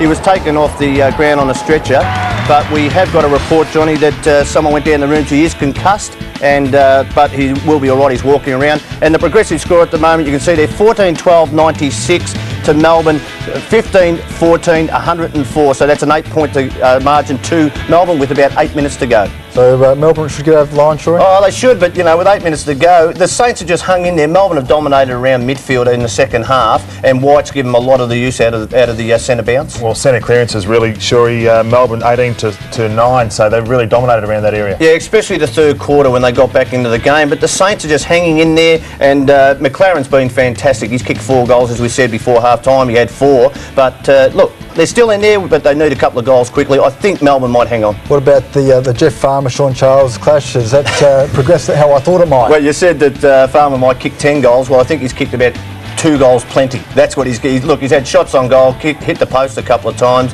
and probably if he converted well, he would have had the best of that duel. And McDonald once again getting plenty of the footy, had 29 possessions so far. He's in great form. Well, old McDonald will be very happy, I can tell you, down on the farm, because that had to come through. Oh, sorry, mate. But the two McDonalds have been fantastic again, and they just keep getting the ball. Uze's been quite quiet today, so you know, it's been done. I think it was Zilla's played on him most of the game. Also, probably Baker on by Woden, but Baker, young fella's had a couple of key tagging jobs over the last couple of weeks and done a pretty good job. I tell you what, he's got a hard scone on him, Baker. He's a real rough nut, and he's done a good job. They didn't push Woden forward like I thought they would have done, the D's, to maybe get outmark him, but he's done a good job. But not a bad result, I guess, if you're a St Kilda fan, Shuri. I mean, they were pretty competitive today. Oh, yeah, but look, still probably 5 or 6 minutes to go, and if they can get across the line, it's a big win, and the D's wouldn't be happy if they do, and I tell you what, they'd be a bit tight in the coach's box at the moment, Toddy. Well, they would, and absolutely. Look, it's a crucial game. They've got to win this game to go into 4th spot and to have a bit of a breather, but you know, the performance so far must be some sort of doubts over Melbourne. I'll tell you what, 4th spot. Green, I don't know why they don't play young Brad Green on the ground all the time. He's come off the bench and kicked a couple of goals and plays well as a full forward. There's no doubt he can kick a goal. He's a fantastic kick. Okay, and we'll be back with game day post-match with all the scores and the quick look at the AFL ladder, and you imagine quite a few changes there at the end of round 19.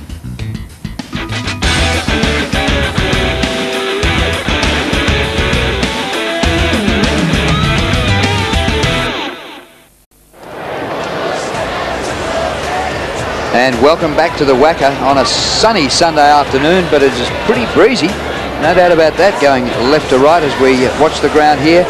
And it's amazing that these teams have played 2.5 games and there's been a point between them at every stage. The Tigers lead by a point at half-time, 6-11 to 7 goals for. Rogers and Holland are the multiples for Richmond. Fremantle actually do have some goal scorers, but they're all singles. 7 Sport hope you're enjoying this match as part of the Coca-Cola AFL Premiership Season 2000. What about these two? You get your money's worth, don't you? Point the difference at every stage. And history is showing that you don't necessarily have to kick the most goals, because it's the side who actually kicks the most points have actually won the game, haven't they? In their last sort of 2 situations. That certainly happened in round 4 when Fremantle won the game and kicked 1 goal less.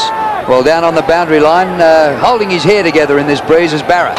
He's certainly still blowing a gale, but I tell you what, the sun's still out too. Almost got sunstroke. I don't think we'll get any rain, famous last words, but I don't think we will get any more rain. Damien Drum pretty happy with the scoreline, but saying, keep your feet, boys. You're going to the ground too much and allowing your opponent to run off you. The Tigers need to hold the Dockers here. The Dockers are going to try to score as much as they can. And guys, wouldn't it be great to see some tagging this half? I mean, the midfield is just running rampant. We may see a few tags. Back to you for the second half. Yeah, the midfielders are getting plenty of it. Fletcher 19 possessions, Hazelby 19 to half-time, and for Richmond, Campbell 17, Daffy 16, and Kellaway had a great second quarter. He's up to 16 possessions. There wasn't a lot of difference in stats during that first half, Drew. The main area of real difference was inside 50. So away we go for the second half, with once again a point separating these sides. Well, Bandy's come onto the ball and it's whipped out by Cook and well gathered by Coops, and they're out of the middle beautifully. Inside the 50, Waterhouse low, couldn't quite take the mark. Dockers have the breeze this quarter. Hand pass, Coops pulled it in. Brown for his first goal in AFL football.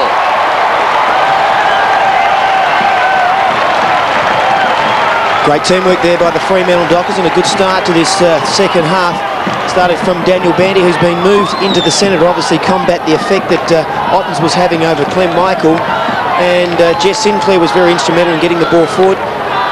Clive Waterhouse, well, he has been sensational, I reckon. Been one of their closest, if not their best player today, I should say. I keep saying tonight, Drew. So used to the WACA. But young Brown having a bit of a run down forward now. Lee Brown in his first season. He's playing his 19th game, and he's just got on the board with his first ever goal at AFL level. Great start for the Dockers. Oh, Daffy gave the hand pass away. Cook's hand pass was blocked in a great tackle by Bowden. Daffy off the ground and out on the full. Be a Dockers free kick. That was a sensational tackle there by Bowden. Unfortunately, Fremantle have ended up with the football. Jones back to Pavlich, and the Dockers setting up across half-back. Bootsma, beautiful kick. Great vision. Bandy in the cricket pitch area. And that's not such a great kick. Broderick takes the mark for the Tigers. Just got to make sure you hit your targets in that regard, Drew. And that ball slewing out wide and beats Haynes over the line. There's young Ben Haynes making his debut today, an 19-year-old. And just the difference there of not actually hitting your target. You've now got the ball being thrown in as opposed to probably Clive Waterhouse lining up for a shot on goal. Is that tackle over the shoulder? Well, the umpire doesn't rule either way. It's not over the shoulder or holding the ball. He says, give it to me, I'll ball it up. The Tigers bench guys, Dragicevic, James, Proctor and Vardy. A lot of players around this now. Can Bandy start to get the Dockers' first use of the football? He's up against Ottens this time. It comes to Bowden. The hand pass out near the boundary line. And taken over the line by Coops. Talking about some of those high possession getters in the first half. Jason Norris has now come on to pick up Wayne Campbell. Holland in ruck. And Holland a second time. Back to Tivendale. He's kept it alive only for Hazelby. And the kick to Waterhouse. Now Clive can unload a big one on the breeze here and nearly nail this. Modro leads in short. It goes over Modra's head. It's going a long way. Oh, top mark in the goal square. Fletcher. Well, that's the second time today we have seen Adrian Fletcher take a sensational mark. I think it was in the first quarter where he took one over the back of the pack, but that one really was just a show of strength there by Adrian Fletcher. He just held off his Richmond opponent. The ball came in, he judged it the best, and just really used his strength to push off and take a great mark. And caps it off with a goal.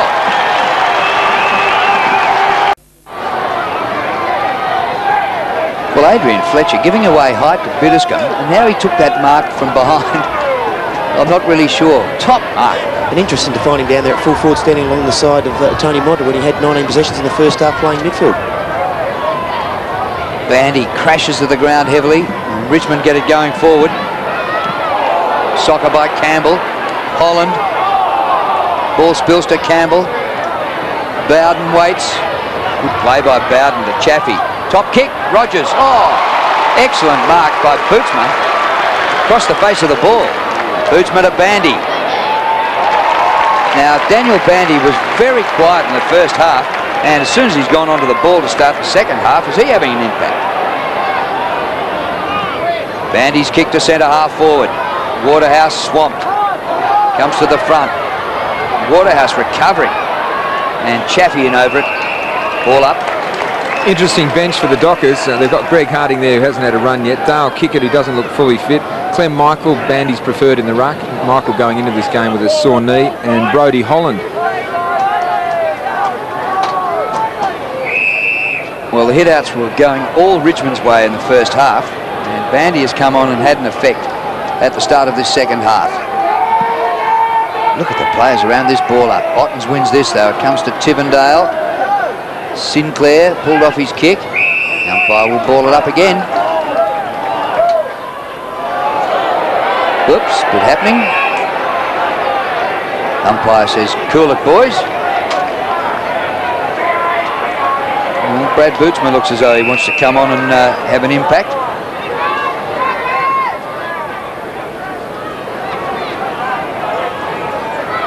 And he's still into it off the ball, Bootsma. Well done, Ottens. And Bootsma just goes through and crunches a Richmond player. And it'll be a free kick to Bowden. He's certainly using his weight at the start of the second half, Brad Bootsma. Bowden to Biddiscombe. Just gets the kick away and is floored by Brown just after he got rid of it. Walker pulled off his hand pass. Great tackle by Knights. Terrific play, Knights to Broderick. He's on his wrong foot and misses to the right as Rogers in the goal square saying, why not me? Well done there by Matthew Knights, laying on the tackle and just turning over the ball. It looked like Walker was away. And I reckon James Walker's done fairly well on Matthew Knights today. Knights has had 14. Walker back to Pavlich. Oh, his left footer is over the line and into the crowd. Good mark, fella. Just the pressure there by the man we're talking about, Matthew Knights. Walker's had 10 possessions on him so far, so... Gale. Attempted soccer for goal. He's offline. Coming from Rogers and through for a behind. Matty Rogers, 2 goals, 3. It's almost just a similar story to really what happened in the first quarter so far in this game. So going by that, if he keeps up this for the rest of the game, it should be a 2-point win to Richmond. And you back it in, it'll be close by the end. Pavlich, long to Bandy, Ottens. This will be a great contest. These two tall fellas on each other in the second half. All over the line. Well, the good thing about Bandy is that he'll be able to run with Ottens all over the ground. That's probably the only area where Clem Michael may have struggled against Ottens. And Ottens is also very much a goal-kicking ruckman, and Daniel Bandy's kicked quite a few for Fremantle this year himself. Comes to Campbell. A hand pass by Knights. Bowden. They've lost about 30 metres in possession. Biddiscombe, good kick. That was excellent vision. Holland on the run from 50. And he's missed as well. It was difficult from out there on a windy day, kicking into the breeze. He's kicked 2 goals, 1, so it hasn't been all his fault. But Richmond racking up the behinds. It's 3 points already this quarter.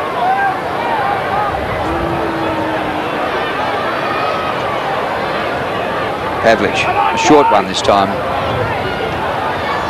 Black gets a lot of distance with that, right to the wing. Mark dropped, spills to the back. Fuster dishes it out to Hazelby. Oh, Hazelby leaves him standing. Well played by Paul Hazelby. Modra looking into the sun. Got a hand to it. Now somebody at ground level needed. Brown's in there for his second. The umpire's taken a spill. Bandy a snap. And he's offline for a behind. And good work there by Daniel Bandy. If we look up now, won't see it on the screen, but Ottens, who's he's playing on, has actually been left over on the wing where he was chasing Paul Hazelby. And that's the ability, and the good part about Daniel Bandy is that he can cover the ground quite quickly. Now this is a bit of a task here for Leon Cameron, kicking into this breeze. So he goes short about 11 metres and he'll get it back. They haven't covered him too well, so he's just been able to cruise up the centre corridor. Yeah, the Fremantle forward line are playing very, very deep on the kick-out, so it's certainly allowing that first sort of short kick, or even Cameron allowing that short kick on to his boot and then playing on, and they're able to get the ball out a fairly long way and out of the danger zone. Chaffey already at centre wing, so the Tigers worked that well into the breeze. Kick by Chaffey towards the 50, inside it. Pavlich, well done. He beat Gale, pointless there. Hazelby wide. Bootsma. Isn't Bandy covering some ground? He was the one who kicked the behind about 30 seconds ago. Bandy here at half-back. Into Norris. Bit too much carry, but he'll get it back. No, he won't. Fletcher over his head. Norris will get it eventually from Hazelby. Good running by the Dockers. Norris at 50. Have a go for goal. Jason Norris across the face, and Ottens is back there. The ball's in play. Sinclair's socket, but the ball's bounced back off the behind post. Now, was it touched into the post by Ottens for a throw-in, or into the post on the full out of bounds? It's been touched. Boundary umpire wants it. Ottens is not happy with the decision.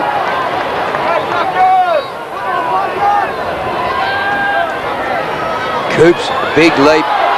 Modra just tried to guide the ball down onto his boot and has been rushed through for a behind. You just never know with Tony Modra, because he's the kind of player who can just pull out that freaky goal, isn't he?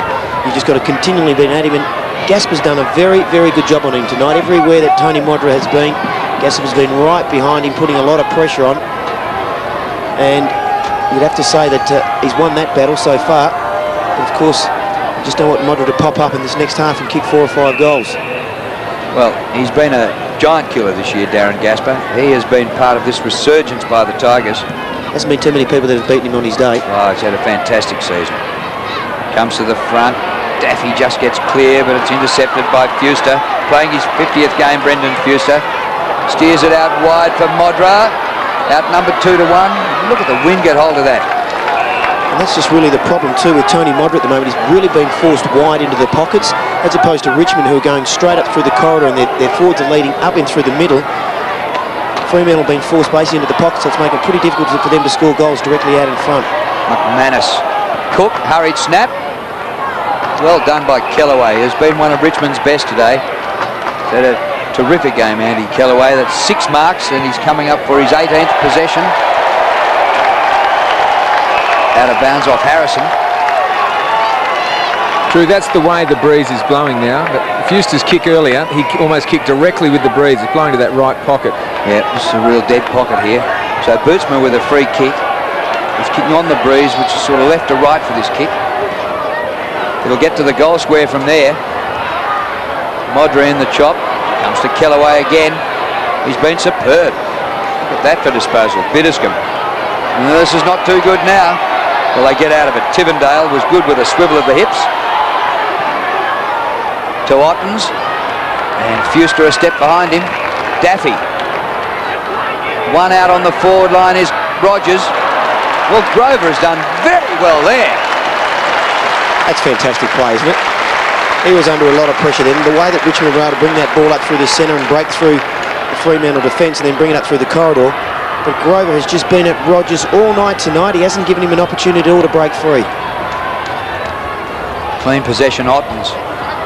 Comes to Knights, who's pinned.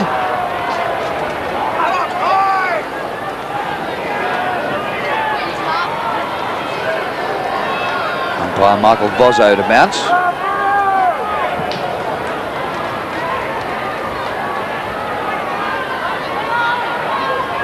A real scrap. Hand pass back outside the 50. Tivendale. Excellent tackle, and he's dispossessed. Comes wide to Biddiscombe. He tries to hook it back to the corridor. Daffy works to the front. Cook is there with him as well, the 2 number 10s. And back towards the boundary line. Sinclair. Standing start, he's kicked it 50 metres. Coops up a mile. Biddiscombe. Hand pass astray. Floated to Knights. Now they've got free. Cameron. No, it was Tivendale.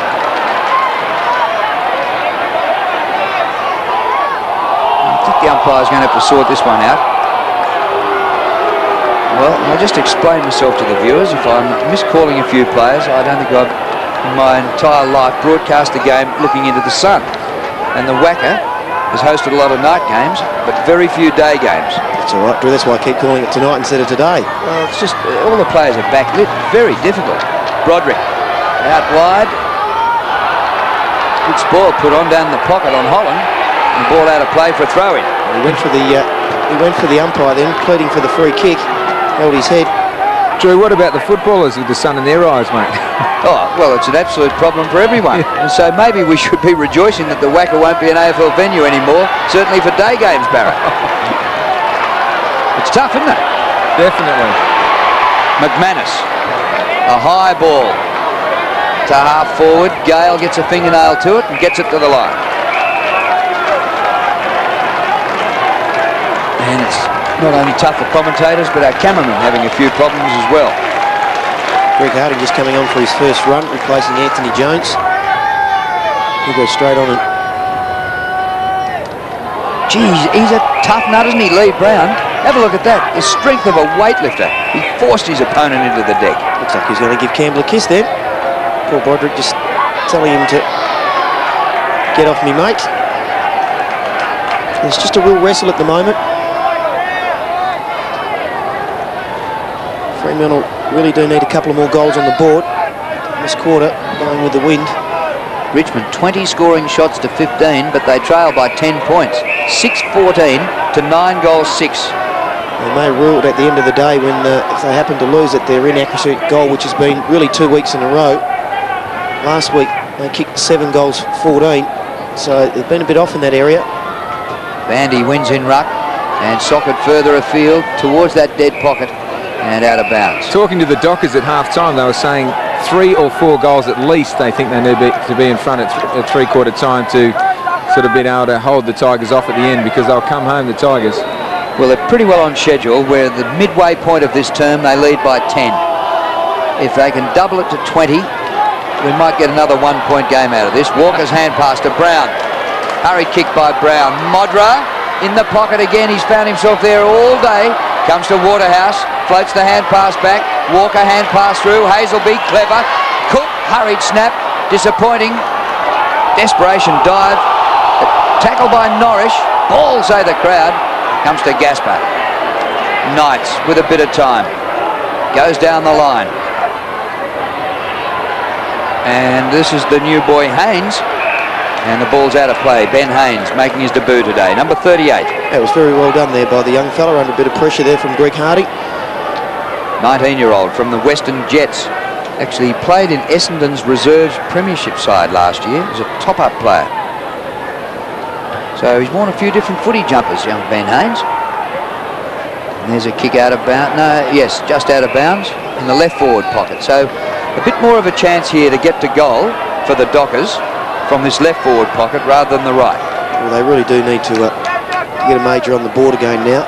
They've been down here a fair while without really damaging the scoreboard, so they need to get some rewards for their efforts just at the moment. But the Richmond defence just holding up. Harrison across the half-back line to Biddiscombe. Now he goes for a bit of distance to centre wing. Haynes works to the front. Well done.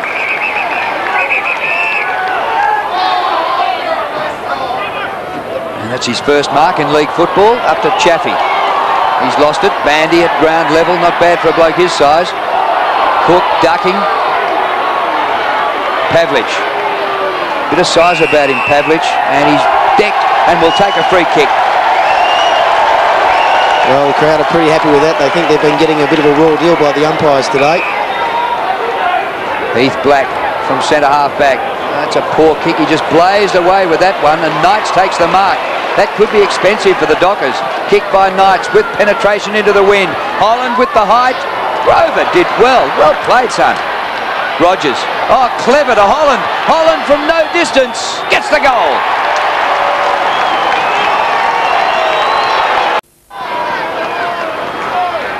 Just under 8 minutes remaining to three-quarter time. An important goal for the Tigers, and they trail by just 4 points.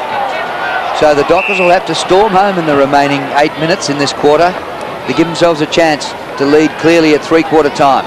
Good to see Adrian Fletcher move back onto the ball because he went forward, and in the first half he just dominated through the midfield, and that's what they need to do at the moment. They just need to wrest control back again of that midfield area. He's had just 4 possessions in this quarter after 19 to half-time, but one of them was a terrific overhead mark and a goal. Coops out to Fletcher, kick by Fletcher. Waterhouse in a battle with Kellaway. Brown, crunch, that's his caper. Hazelby back to Waterhouse, pour off the left foot. Modra wrestling, almost an amazing mark. Then he applies a tackle, but it's high, and it'll be a free kick to Biddiscombe. In short, here comes Coops. Mark to Kellaway. Top game today by Andy Kellaway. Biddiscombe. Poor kick. Straight to Sinclair. Oh, look at Waterhouse. Well, he's only 40 metres from goal, Clive Waterhouse, and this should be a goal. Unfortunately for Biddiscombe there, didn't hit his target, went straight to Jess Sinclair, and the turnovers resulted in the ball now with Clive Waterhouse lining up. And this is an important goal for Clive because he really does need to get this lead back out again and get Fremantle's roll going, because as Adrian Barich said, it's still a fairly strong breeze out there, worth at least 4 or 5. He couldn't miss this, Maney. It's right behind him, the breeze. Just needs to kick it straight, basically. You know what'll happen now, don't you? No, put the knocker on him there. He's kicked just 1 goal today, Clive. Looks okay, that's a goal.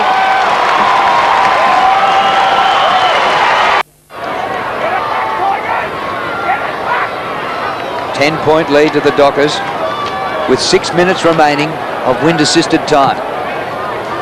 Very important 6 minutes for the Dockers. Bandy flings the ball out. Taken by Chaffey. Players of both teams have had a real big dip here today. At times it hasn't been pretty. The conditions have been awkward with the wind, and this is a Richmond free kick for one over the shoulder, and it'll be taken by Holland 60 metres from goal. To the top of the square. Oh, Rogers got high. Grover. And he does well, getting it back to Cook.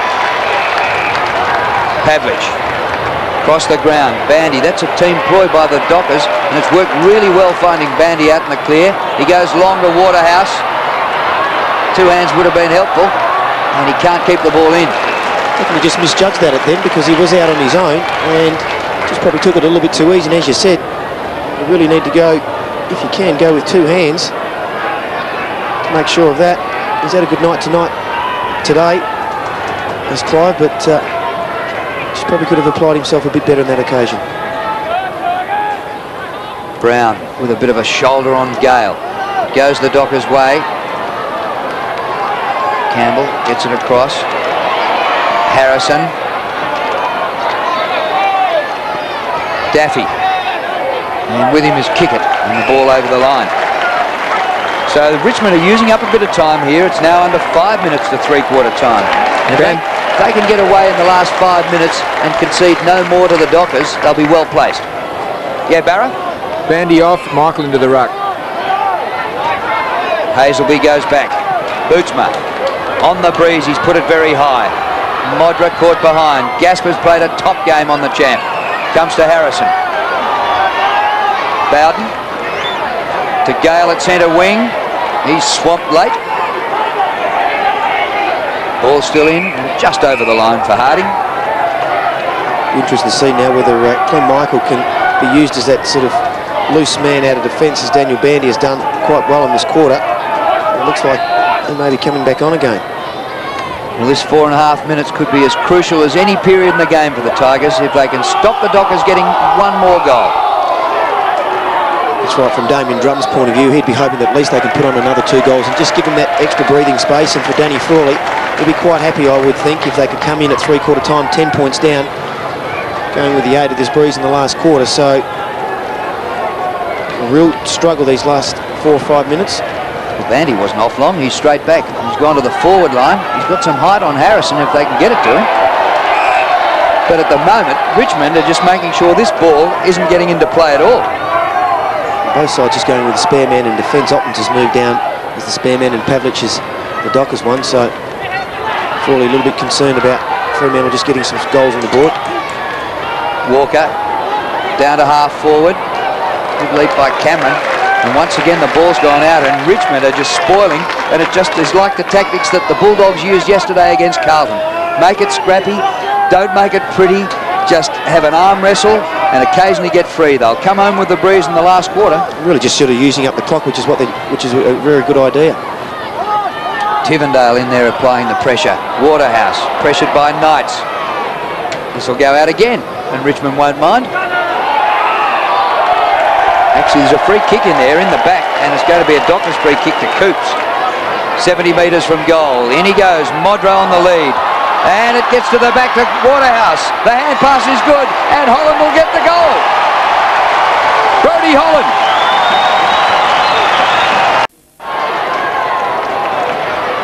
Well, Richmond were doing so well to spoil and get the ball out of bounds, and when the ball was about half a metre from the boundary line, they gave away a free kick, and Coops was able to get it forward, and the Dockers have got a very important goal. They lead by 16 points, the Dockers. 3 minutes remaining to three-quarter time. If they can get another one, it'll put the acid on the Tigers in the last term. Ottens with a big leap, but Fletcher brilliant. Back to Walker, a high ball, Coops, good mark. Dockers finishing this term strongly now. Kick by Coops on the bounce to Modra. Taken out by Gasper. Modra doubles for it. Well, he tried the soccer. But Gasper's closed up his angles, worked him towards the pocket. And maybe some of the delivery upfield from the Dockers hasn't been perfect for Tony Modra. He's had 3 marks, 3 kicks, and just 1 goal won. Can Richmond get it out of here? What a scrap. A hack by Tawney towards the line. It doesn't go out. Cook keeps it in. But Hazelby can't. And with 2.5 minutes left in the third quarter and a 16-point lead to Fremantle, the Dockers in attack. 1 more goal might nearly set them up for a victory. Good leap by Michael. Holland back to Waterhouse. The impossible by Clive. Well, it was impossible. Bowden. Bowden clears for the Tigers. Fletcher gets rid of Knights. Tap forward by Walker. Oh, it's spilt by Biddiscombe. Michael a hand pass. Back to Walker. 55 out. He centres the ball, but it's all Richmond. And Bowden in the way again. Sort of filling up the gap at the moment is Joel Bowden. 22 possessions for him and 5 marks. Up towards centre wing. Well, maybe Richmond can get one before the siren. Now it's a sprint on. Kickett is playing under some stress with a back injury. It was going to be a Fremantle free kick. Advantage. It comes to Bootsma. Hurriedly down the line. Bandy running out of time. 1:40 left. Kicked by Bandy to midfield. Michael 50 metres out. Right in front. He comes to Cook. Well, nobody wanted to take the shot for goal. No, it was good play there by Daniel Bandy that opened his vision up. And Troy Cook will be a little bit doubtful whether he wants to have a shot at goal here. As Adrian said, probably Fremantle's most accurate kick on goal. Again, poor delivery from Modra. Gave him little chance. Gasper beats him again. Away to Cameron. Wide to Broderick. A fumble. Here comes Harding. Broderick, well played. To Leon Cameron, who followed up. Held it for a fair while. Ball holds up and Fuster takes the mark at half-back for the Dockers. Last minute of the third quarter. The Dockers lead by 16 points, but Richmond will come home with the breeze. Very good kick, that one. Going Cook on his own. Freo have gone inside their 50 16 times to the Tigers 9. Waterhouse can't take the mark. Tivendale, that's a throw, umpire, and he saw it. Yeah, no. Well done, Stephen Coops. He wants to move the ball on quickly now. Time's running out. 34 seconds. Coops outside the 50. And a disappointing kick out of bounds on the full. Drew, it's amazing down this side. Into the breeze. The Tigers are hitting wedges, while the other way the Dockers are hitting drivers. It's incredible. Yeah, but you still have to use the ball even with the wind, don't you? It blows away and it gets... Oh, that's a shocking kick in. Here's a chance for the Dockers. Fletcher, he's only 40 metres out. He's got choices. He comes across to Michael. He's got nobody in front of him. Pokes it over the top to Coops. And Coops is only 20 metres from goal. 14 seconds left. And here's a crunch goal coming up for the Dockers. And you were just talking about it's got to be able to use the ball. And unfortunately for the Richmond defence there, the kick out there wasn't the best one. It was able to be turned over. And Adrian Fletcher, who's had a sensational night, just opened his vision up rather than just blazing away and kicking it long with the wind, Drew. He found Michael on his own, who was able to chip it across to Coops. And an important goal here for Stephen Coops. He really does need to put this through. The siren has gone for three-quarter time. Coops, he's missed it left. Oh, it came back on the breeze. Ooh, it is a behind. Well, he blazed a minute ago and kicked nothing. And that time he kicked a behind from a set shot. And so the margin now is 17 points in favour of the Dockers, but Richmond will be coming home with the breeze. Another ripper in store, mate. Yeah, it's looking very good for a close one, so interesting fourth quarter coming up. Nothing in it, don't go away.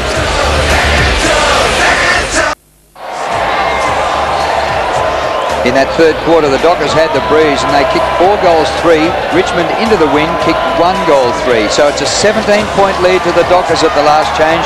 Richmond coming home on the breeze. The Coca-Cola AFL Premiership Season 2000. Proudly brought to you by Victoria Bitter. Mitsubishi Magna V6. One Clive in your hood. McDonald's. McCatch, match and win. And Telstra. Making life easier. Well, apparently it's been a bit of a war over in Melbourne between St Kilda and Melbourne, and there's the final score with the Demons getting up 17-14 to 14 goals 14. A few Melbourne players stretch it off in that game, and we'll get all those highlights in game day coming up after this. Well, Mainey, what have they now played? They've played about 11 quarters, and there's absolutely nothing between these two teams. Well, that's right. All the possessions are basically sort of even. They're 42 times each inside their 50, and unfortunately just a little bit inaccurate by Richmond. So it's going to be a very tight quarter, 17 points.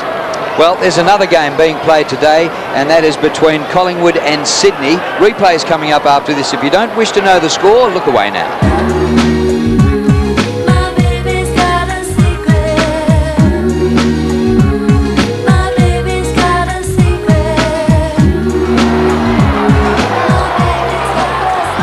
Well, during the three-quarter time break, the Dockers co-captain Sean McManus was over there talking to the umpires and giving them a bit of a burst. And actually, there he is, starting the final quarter on the bench, the co-captain.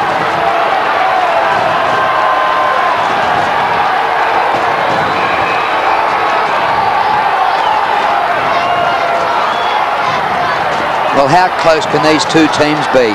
Their last two meetings have been decided by a point.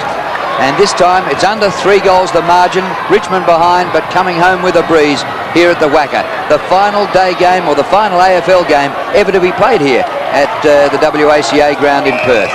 It's slewed across the ground towards the wing for a secondary ball up. We've had a lot of ball ups today, a lot of out of bounds, a lot of poor kicking, but you can blame the awkward conditions here with this westerly breeze blowing left to right of screen for a lot of that, and the pressure between these two teams. How desperately do they both need a win? Free kick in ruck to Gale. Kick by Gale towards centre half forward. Harding caught from behind, but he goes the punch. Campbell slides one to Broderick. Out to Chaffey. And Richmond with the breeze straight into attack. James. Aaron James, who's had a pretty quiet day. He's taken just his second mark and coming up for his third kick. Yeah, good use of the body on Brendon Fuster, but fantastic quick hands there by Wayne Campbell to really set this up inside that pack there. It's pretty awkward. He's deep in the pocket. The breeze will help open it up. He improves his angle and right across the face of goal, out of bounds, no score. When you're having a bad day, all the sort of things that happen, it just seems to get worse and worse. Fremantle lucky to get away there without a score on the board. Bootsma changes direction back to Pavlich. Now he goes straight up the centre corridor. Nobody coming to him. He's outside the 50 with a couple of bounces. There's no one to kick to. Bandy gets after it. Harrison beats him to it, and Bandy shepherded in, crunched to the deck. And Harrison's kick into Daffy. And here is the shepherder, Rogers. Kick by Rogers inside the 50. Offhands, it's taken by Ottens. A hand pass over the top might have been handy to Bowden. Instead of that, it's out in the dead pocket. Very tough to get the goal from here. And that was a great tackle. I think it's Anthony Grover we can see there on the ground. He seems to be in a bit of pain. Looks like his hip or his kidneys, but just able to get his hand there on Ottens and forcing the ball over the boundary line. And he's just been fantastic in that area tonight. Here we go. Just lashes out. Don't know why he'd be in a bit of pain there, but he's done very well tonight. He's gone on to Ottens in this quarter. He has been playing on Rogers for the night, for the day. Chance for the Tigers. Chaffey out to the top of the goal square. James again. Now come on, Aaron James. Surely this time you can kick this. And that was Danny Frawley's message at three-quarter time. We've got to kick straight. We've got the breeze, but if we don't kick straight, we'll blow it. Well, they've kicked 7 goals, 14. And that shot by Aaron James, which was out on the full a minute ago. That's exactly what they kicked last week for the whole game, 7 goals, 14. So James kicks truly. Here come the Tigers.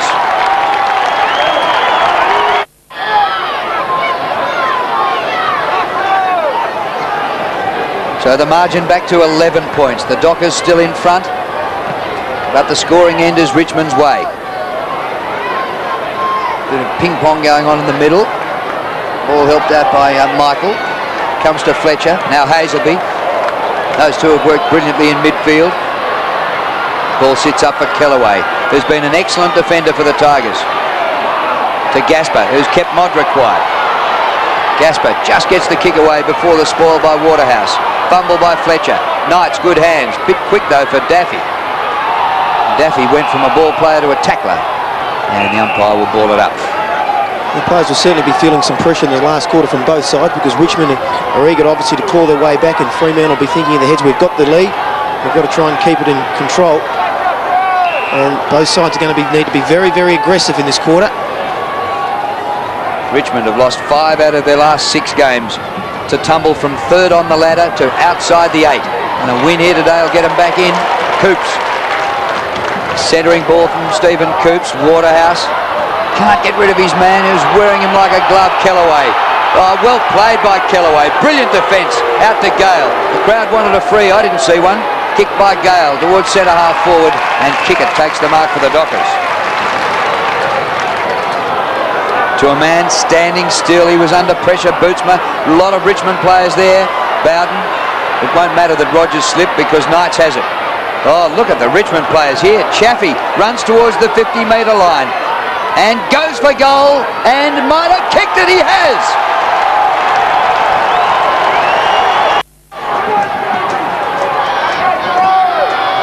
Now within a kick. Fremantle's lead cut to 5 points.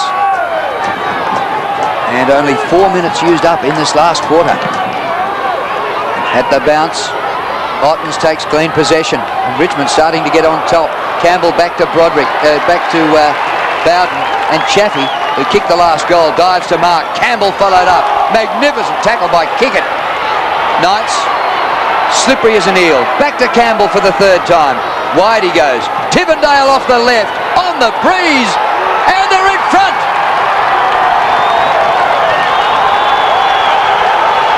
Gee, good play there by Richmond, and just having support there for their players.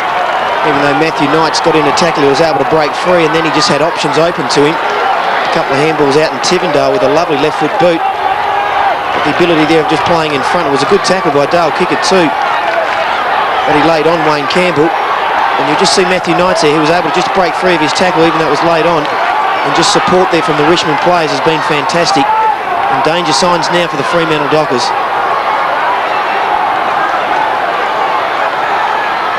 Well, it's taken the Tigers no time at all to erase the 17-point three-quarter time deficit with 3 goals to hit the front by a point. And now the job is certainly ahead of the Dockers. What they've got in reserve is Anthony Jones, Sean McManus, Jess Sinclair and Lee Brown sitting on the bench, and the Dockers fans won't want to hear this, but this breeze has freshened. It's even getting stronger. Well, that won't be good news for the Dockers fans. Hazelby, good hands in tight. Comes out to Holland. Up to Waterhouse. He tries to work Kellaway off it. Kellaway's done brilliantly again. But Waterhouse a little hand pass to Fletcher. Hazelby. Back to Fletcher. And they shared it today. Building on their stats. But he's back near centre wing, Hazelby. Wide to Norrish. Floats one to Fletcher. Another touch for him. Back to Norrish. Oh, he's mishandled it. Kellaway's got it. And it's all Richmond now. Gale up to Campbell, who has been absolutely brilliant, Wayne Campbell. Pauses. Deals it off. Ottens. It's got the distance, but just offline, and a behind to Brad Ottens. Well, just the pressure there by the Richmond players and the overuse of the ball by the Fremantle players caused that turnover. Sometimes you just have to get the ball and get it long. And Fremantle probably could do with maybe putting a spare man in defence, because Richmond are doing all the attacking at the moment. This is Anthony Grover at left half-back flank. Up short to Bandy. And the mark at boot level. The ball's going back somewhere, is it? No, it's a free kick to Brendon Fuster in the centre. Something off the ball, maybe against James, who's the nearest culprit. Fuster. Oh, travelled like a shocker, but he was lucky to get away with it as Chaffey dropped the mark. Pavlich dashes from defence all the way to full forward. Another poor delivery to Modra. And Andrew Kellaway, has he been any good? Taken 8 marks and had 23 possessions, Kellaway. Michael delays the hand pass. Bootsma bowled over. Well done by Harrison, and the ball's out of play. The Tigers bench guys, Dravasegi is still there, Haynes, Proctor and Vardy. I'm surprised to see Dragicevic on the bench, because he was very good when he came on in the second quarter. Only had a little burst, but wasn't he good there for at 5 possessions, didn't get much game time. Leon Cameron switches the play across to Gale, who's got a break on Bandy. Gale's pass for Bowden. Not a great pass by Gale. Bowden, well, he's flicked past it to himself again. He got away with the throw earlier on behind the back. This time it's out of bounds.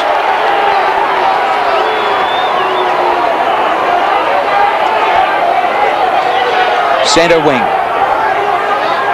2 points the margin, Richmond in front. Pavlich ridden into the ground by Bowden. Well, Fremantle really wanted to win this game. They came in half a game behind the Eagles, and in bragging rights in Perth, they win here today, they'd be half a game ahead of them with the local derby to come up in 2 weeks' time. And of course, they've never finished higher than the Eagles ever on the ladder. So a lot at stake for personal reasons and to get one of their highest finishes ever, but a lot at stake for the Tigers as well. They've been on the slide since injury have racked them in the last month or two. But if they win here today against the Dockers, who beat them in Melbourne earlier in the season, this will be one of the finest victories for the Tigers. Biddiscombe puts it out in front of Knights. Knights did brilliantly. Chaffey, who kicked a goal earlier, and Tivendale did as well. Greg Tivendale, but he hooked it and kicked it behind.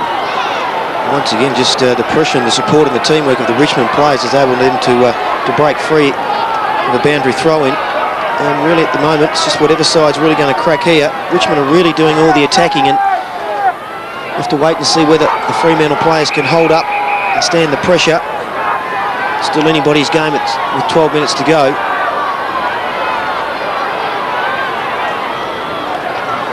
Pavlich to himself.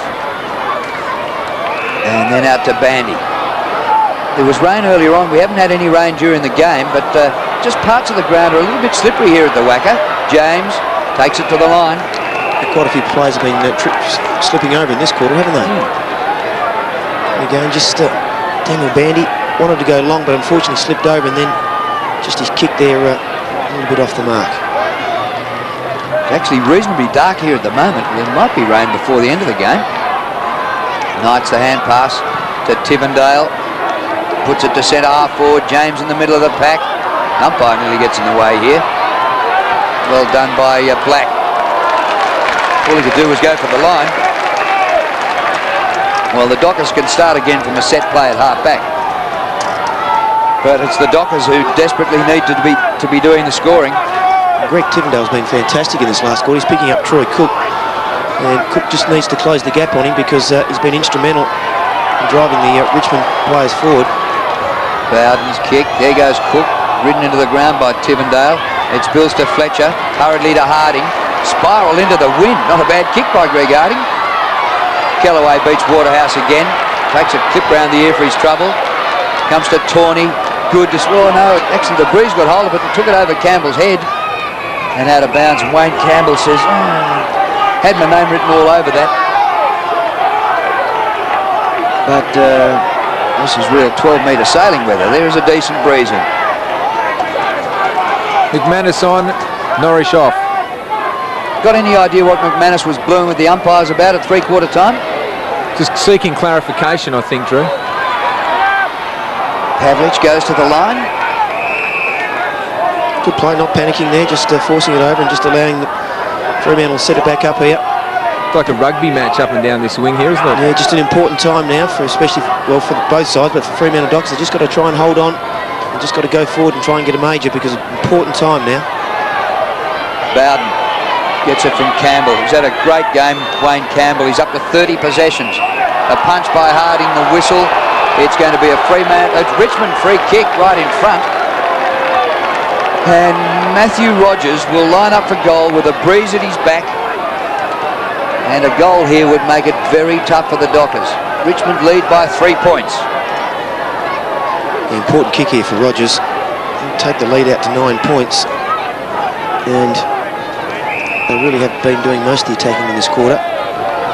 Normally a pretty good kick. Taking a long run up.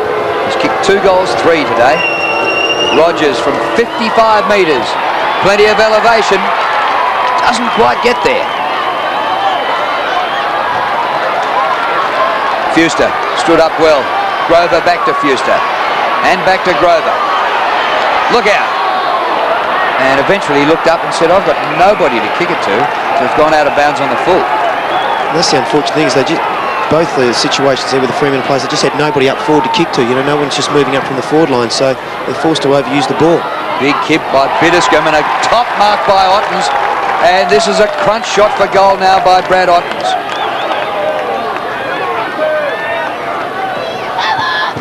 Again, just a turnover. could be proved very costly, this one. The Tigers in this quarter have gone 9 times inside their 50 to the Dockers 8.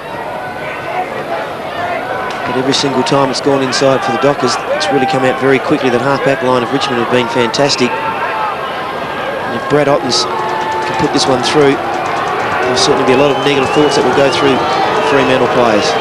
He's a beautiful kick for a fella his size. And that is home for a goal. Replacement footy coming onto the ground. That one has cleared the fence, gone into Trinity College. Well, you'd want to be on Richmond at the moment. They lead by 9 points, but it has been a tight game. Sure, the right-hand end is the scoring end, but goals have been scored to the left, so the Dockers not totally out of it yet. Campbell, another touch in the middle to Daffy. A high ball to the 50. Ottens. Oh, yes. That's a good mark. Again, Richmond just getting it out of the centre. If you're going to be giving these type of forwards all the avenues up forward, it's certainly going to help. At the moment, Fremantle are going with Hazelby, Cook and Norrish or Black in the centre. Perhaps they could do with Adrian Fletcher in there, because no one's better at getting it out of the centre than Adrian Fletcher for Fremantle. And Brad Ottens puts this one through. It's going to make it very difficult for Fremantle to come back from here, Drew. Yes, that last kick was only about 35 metres. This is 50, but I'm still backing it. Ottens. Well, I lost my money. It's away to the right and into the behind post for out of bounds on the full. Well, that gives the Dockers still a bit of a sniff of a chance. They're within 2 kicks. Pavlich in short. Holland. They've got players free round on the far side of the ground. This is their next problem. They just have no one up forward to kick to. Grover. Oh, it's got through the pack. It comes to Michael. Fletcher puts it out in front. Kickett runs onto it. And then has to tap back. He's lost it. Tivendale's played a top game and kicks for touch. Again, just probably the wrong decision. Probably could have went long in that case. Sometimes when they're supposed to go long, they've been going short. When they've needed to go short, they've gone long. So just decision making perhaps this time. Throw in. Look at the players around this boundary throw in. McManus gets in a bit of space. Ball is kept in the shadows over there. Harrison camped underneath it. Nearly a top mark. Kellaway loses it to Cook. Bowden, clever. Campbell, another touch to Kellaway. Ottens. Oops, Knights. Met by Kickett. Well, Matthew Knights was set up beautifully then. And if anybody else but Kickett might have been able to inflict more damage. Exactly right, yeah. Clean possession, Michael. Quick hands, Cook. And hurriedly by Black. Comes to the front to Bootsma. Hand pass out in front of Hazelby.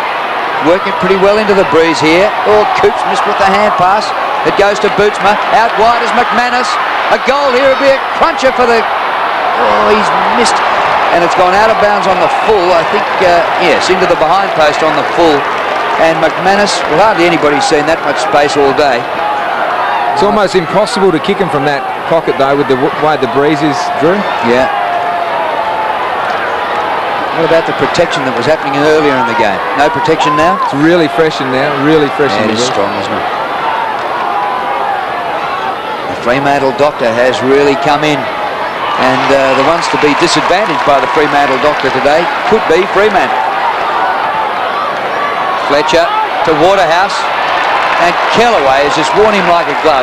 Clive's had 19 possessions and 5 marks. But Kellaway, 26 possessions and 8 marks. It's been a bit of an even contest, really. Clive Waterhouse has been very good for the Dockers. As you said, Kellaway, very instrumental as one of those key Richmond defenders to rebound the ball. And Clive's efforts have produced only 2 goals. You'd nearly concede him those. Cameron to Bowden. Good running by Harrison. And open now for the Tigers. Kick by Harrison. Long to full forward. Ottens with the height. Rover at front wanted. Oh, Fuster almost turning into trouble. Grover And once again, they've got to go for the line, and it's a long way back to the left-hand end of the ground, into the breeze from there.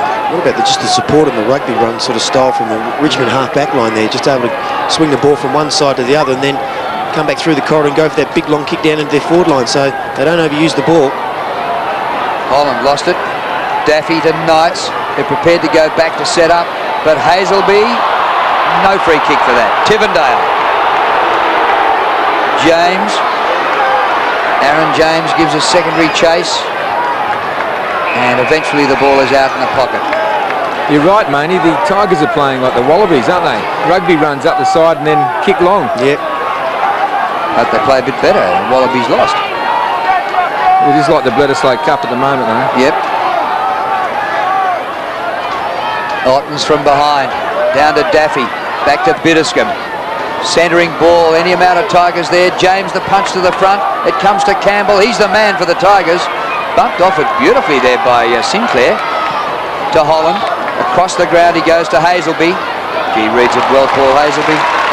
Can't believe this is his first season in AFL football. This is now where the Fremantle players just have to start running down and offering support, because they're just not getting enough players down into their forward line.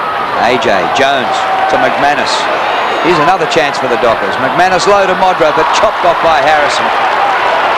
And poor old Tony Modra hasn't seen much of it. 3 marks, 3 kicks, 1 goal today.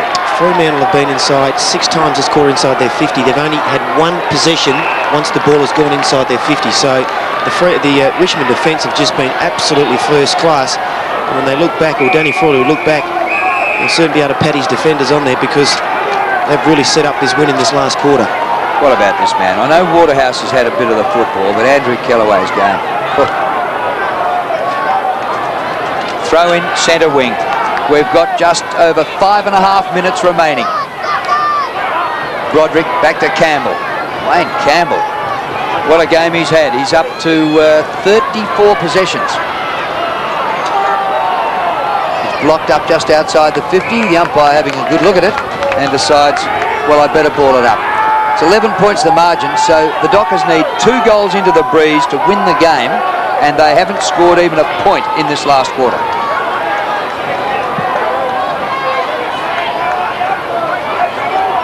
Gale gets it back to Biddiscombe. It was Holland actually in ruck.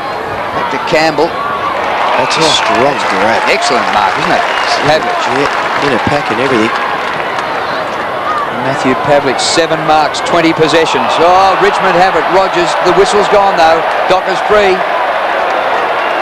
Hazelby.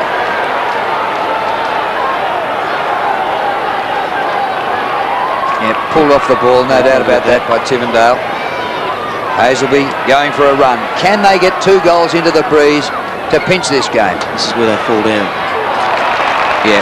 Just so strong across the half-back line, Richmond have been. And Harrison's done all right. He didn't get a run for a fair while. He's up to 13 possessions. To half forward, Ottens under the ball. All Fremantle here. Jones to Walker. Slow build up. Sinclair. Well, Richmond again. Look at the numbers back there. What a chance Waterhouse. He had to give away the free. So the problem being is that all the Fremantle players, they're pushing back into their back half, but of course when they're getting the ball and wanting to go forward, they're really just finding a wall of Richmond players, because none of their players are then basically getting on their bikes and going forward. So just making it extremely tough to try and kick a winning score. Just had the crowd, 19,096 to come and watch a game that was worthy of more than that. Fantastic mark. Top mark by Biddiscombe, and if he nails a goal here, it's all over. Tigers would win from here. Under 4 minutes left. Yeah, that is a very, very good mark. And again, Richmond just sticking to their game plan of not overusing the ball, getting it and going long, and they've had very, very good results. And this would put the nail in the coffin. I mean, Fremantle haven't scored yet. They're still in the game. There's only 9 points in it. It's hard to believe, because it's really been all one-way traffic this quarter. Richmond in the last quarter have kicked 4 goals, 2. Biddiscombe to seal the game. It starts left, it gets back on the breeze for a goal, and Richmond are home.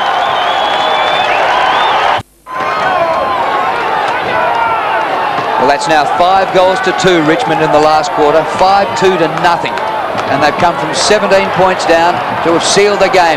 Knight's out of the middle, long to full forward. James had a great chance, couldn't take the mark, and Socket out of the pack for another one. Matthew Rogers. Well, if it wasn't over before, it is now, and just sort of quick work again by Richmond. They got it out of the centre square and stuck to their game plan, went long, players went up. But luck's of fortune really how the goal came about. Matthew Knights, who, well, he's got quite a few possessions today, hasn't sort of been as damaging as some of the other players, but that's really hurt Fremantle now, and just the look on the Fremantle players, it's almost as if though they have conceded it with only 3 minutes 20 to go. Well, this will be one of the Tigers' greatest wins. Injuries have depleted the side during the season. They've lost their last 4 games, and in the last 2 weeks they've lost by 101 and 78 points, and to bounce back today after travelling all the way to Perth is fantastic for them. But Coops gets a consolation for the Dockers, their first score in this last quarter.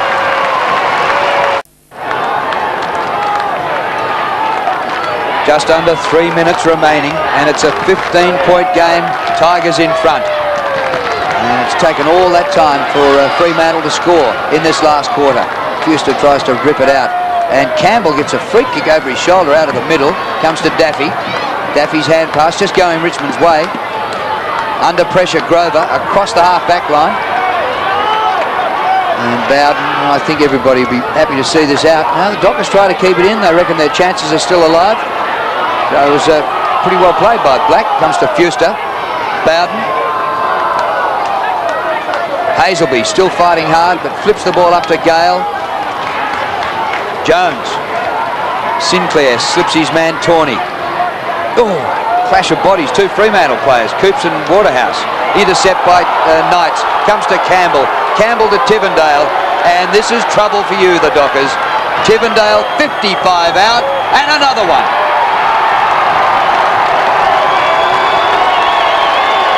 And he cramped up, kicking the ball, but it won't be hurting at this stage. No, he's been very, very good in this last quarter. Probably been responsible for setting up at least 3 or 4 of their goals. There's a thumping big kick, and just really, again, just some fantastic pressure by the Richmond players. And when you've just got numbers around the ball and you're there to offer support and you can be basically on your own, it's very, very hard to stop.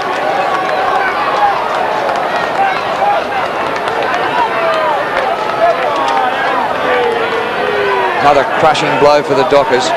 And Campbell was involved again. He's up to 38. You don't often see a bloke get 40, but he's got time left to get 2 more. Just 2 minutes remaining in the game. Leon Cameron, first year at the Tigers after a long career with the Western Bulldogs. Well played. He's been part of an excellent defence today by the Tigers.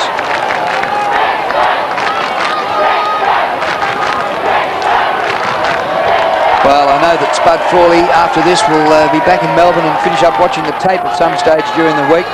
So I'm not stucking up to him by saying this, but well played, Danny Frawley. First season coach, and he might now be able to get the Tigers into the finals for just the 2nd time since 1982. The last time was in 94 under John Northey. Daffy centres. Bowden marks right in front. And it's floodgate time. Well, there's one thing about this Richmond side, and it's certainly been a key since Danny Frawley's come, has been the fact that they just stick to team rules throughout the year. He made a point of it with dragging players off and you know, players getting themselves in trouble. And the one thing they've done today is they've continually just stuck to the game plan, and if they've out wide, they've made sure they've centred the ball, and each one of the Richmond players knows exactly what's going to happen. It just makes it easier as a teammate if you know what your fellow player is going to do. And they've just stuck to it all night with good results. Joel Bowden right in front, 30 out. That's an 8-goal last quarter. It's a big effort, isn't it? 8 goals in the last quarter. And they've only kicked 7 up until 3/4 time. They've just really dominated this last quarter. Tivendale has brought the ball inside 54 times. And as I said, they've just stuck to team rules throughout the day. And eventually, if you keep doing that, one side will crack, and that's what's happened. very, very disciplined outfit is Richmond.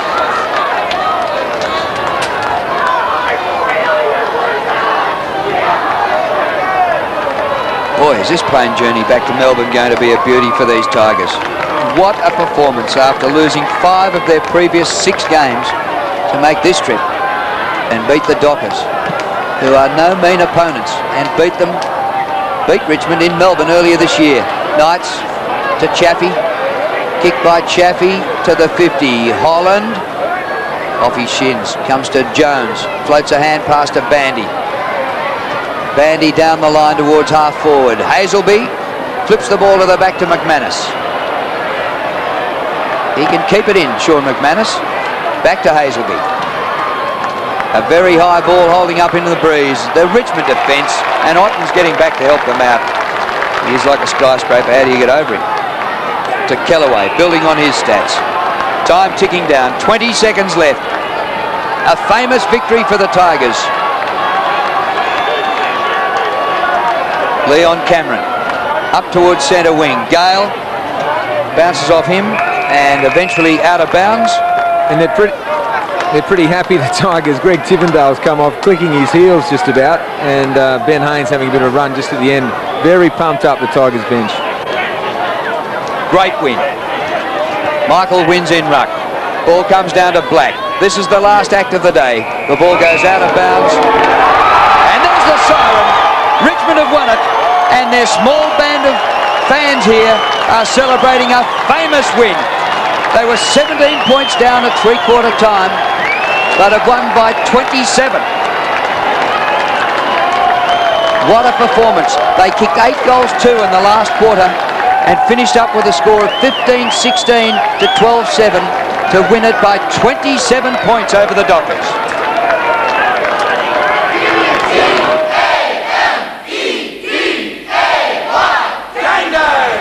And welcome to Game Day post-match. The Brisbane Lions played the Port Adelaide team up at the Gabba, and Todd, the final score. Yes, so Brisbane too strong, John. 18 goals, 1,220, defeated Port Adelaide 7-11-53, so 67-point victory to Brisbane.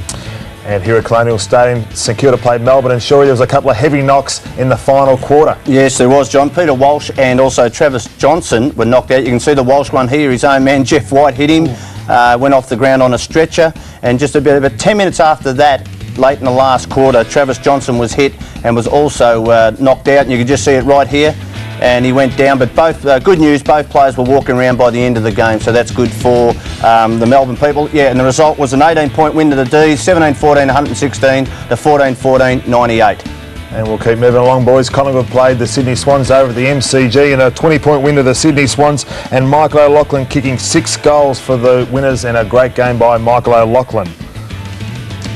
And also this afternoon, we'll recap now the Fremantle-Richmond final score. Toddy? Yes, Richmond by 27 points, John. 15-16, 106 to 12 goals, 779. Okay, well, now we'll have a recheck the ladder at the end of round 19. The movers, Brisbane and Adelaide up 2 and Hawthorn down 2. So there's the AFL ladder at the end of round 19, boys. Well, it was a good win by Freo over there because I thought, Richmond, because I thought Fremantle are pretty hard to beat at home. Yeah, I think Fremantle will be a little bit disappointed with that. They've got to win those ones to go get any further up the ladder. And the Bombers are just steaming along as normal. Oh, yes. We won't get to see the Bomber barometer, but they are on fire, and I think they're the premiers for this season. And Melbourne looking nice at 4th. Oh, don't worry about Melbourne. Yeah, righto. Well, thanks for joining us, boys. Thanks for joining us at home, and we'll see you again next week on Game Day. Moving on to sport now with Jim Wilson. And Jim, Melbourne given a bit of a scare by the Saints today. I thought you'd want to mention that, Peter. Thank you. The Demons are into the top 4 tonight, but they were pushed all the way by the Saints. The other winners today, Richmond over Fremantle, Sydney and Brisbane. First Colonial and the Saints looked like causing a big upset, but the Demons survived by 3 goals. Brad Green booted 3 for the winners. The late withdrawal of David Neitz appeared to flatten the Demons and spark the Saints. Great start for the Saints. Troy Simmons was proving to be one obstacle for St Kilda, the goalpost the other. Although with Sean Charles keeping the Wizard under wraps, the Saints went goal for goal. Back low, Nicholson's got other ideas. Well, they had a win. Diamond Joe was sensing the tension, as was Melbourne's runner Rod Grinter, with St Kilda getting on top. Intelligent kick too, setting it up for Hall. Melbourne relying on good fortune, the Saints' courage and hard work as they went into half-time 15-point leaders. Brad Green reignited the Demons, his kicking under pressure getting them back into contention. Big kick. Melbourne's forward line was getting more of the ball and telling their opponents all about it, but even with Nathan Burke hobbling off, the Saints held on to the lead going to the final break. Players threw themselves in where Angels feared to tread, Demon defender Peter Walsh taken off concussed. The Saints having pains of their own as Melbourne hit the front. Tackle by Zilla, kicked up the ground by Green. Moyle's crude attack leaving Johnson also with concussion, and the Demons fired up with an 18-point win. We're very happy to be in fourth spot, now we've got to fight to keep it. Steve Litherland, 7 News. To the WACA, where Richmond kept its finals hopes alive with a great come-from-behind victory against Fremantle. The Tigers trailed by 3 goals at the last change, but they dominated the final quarter. Rogers and Ben Holland booted 3 each.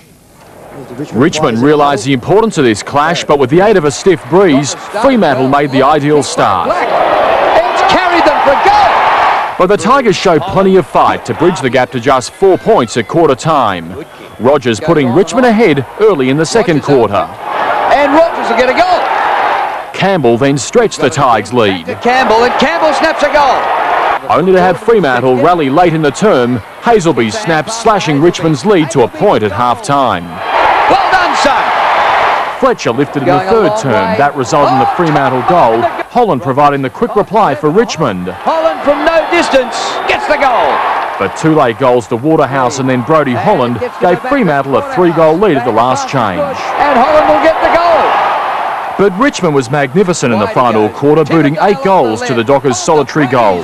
Rogers added the finishing touches, the Tigers running out 27-point winners, the yellow and black flying high at the WACA. Now to the MCG, where Michael O'Loughlin inspired the Swans to a 20-point win over Collingwood. In front of 33,000 fans, the Pies made a pretty good start, but it was Sydney who made the most of their opportunities in the third quarter. O'Loughlin finished with 6 goals. With a renewed intensity, the Magpies took a 2-goal lead into the second quarter, but that was quickly eroded. But he gets it to Lachlan, and Michael O'Loughlin will kick a goal. Stuart Maxfield helped stretch Sydney's lead in his 200th game. The Pies managing only 2 goals in the third as the brilliance of O'Loughlin was unleashed. O'Loughlin for number 6. Paul Kelly kept the Swans flying. Collingwood's younger brigade were gallant, but they were handed yet another defeat. At the Gabba, a best-on-ground performance by Michael Voss inspired Brisbane to an easy win over Port. Port Adelaide kept a close check, staying up with the Lions until a string of goals in the second term gave the home side a 17-point lead at half-time. Brisbane continued to apply the pressure as the power lost its spark. Daniel Bradshaw, the star, with 5 goals. Bradshaw's kick at goal. Nothing wrong with that either. A relaxed Bomber camp recovered this morning after surpassing Collingwood's record with their 19th straight win last night at Colonial. Their 83-point demolition of Hawthorn sending a warning to rival Carlton ahead of Friday night's blockbuster. Whoever on their day, whoever's playing the best will win, and but we're playing confident footy, and I think if we play to our best, we should win the game. Tiffany Cherry, 7 News.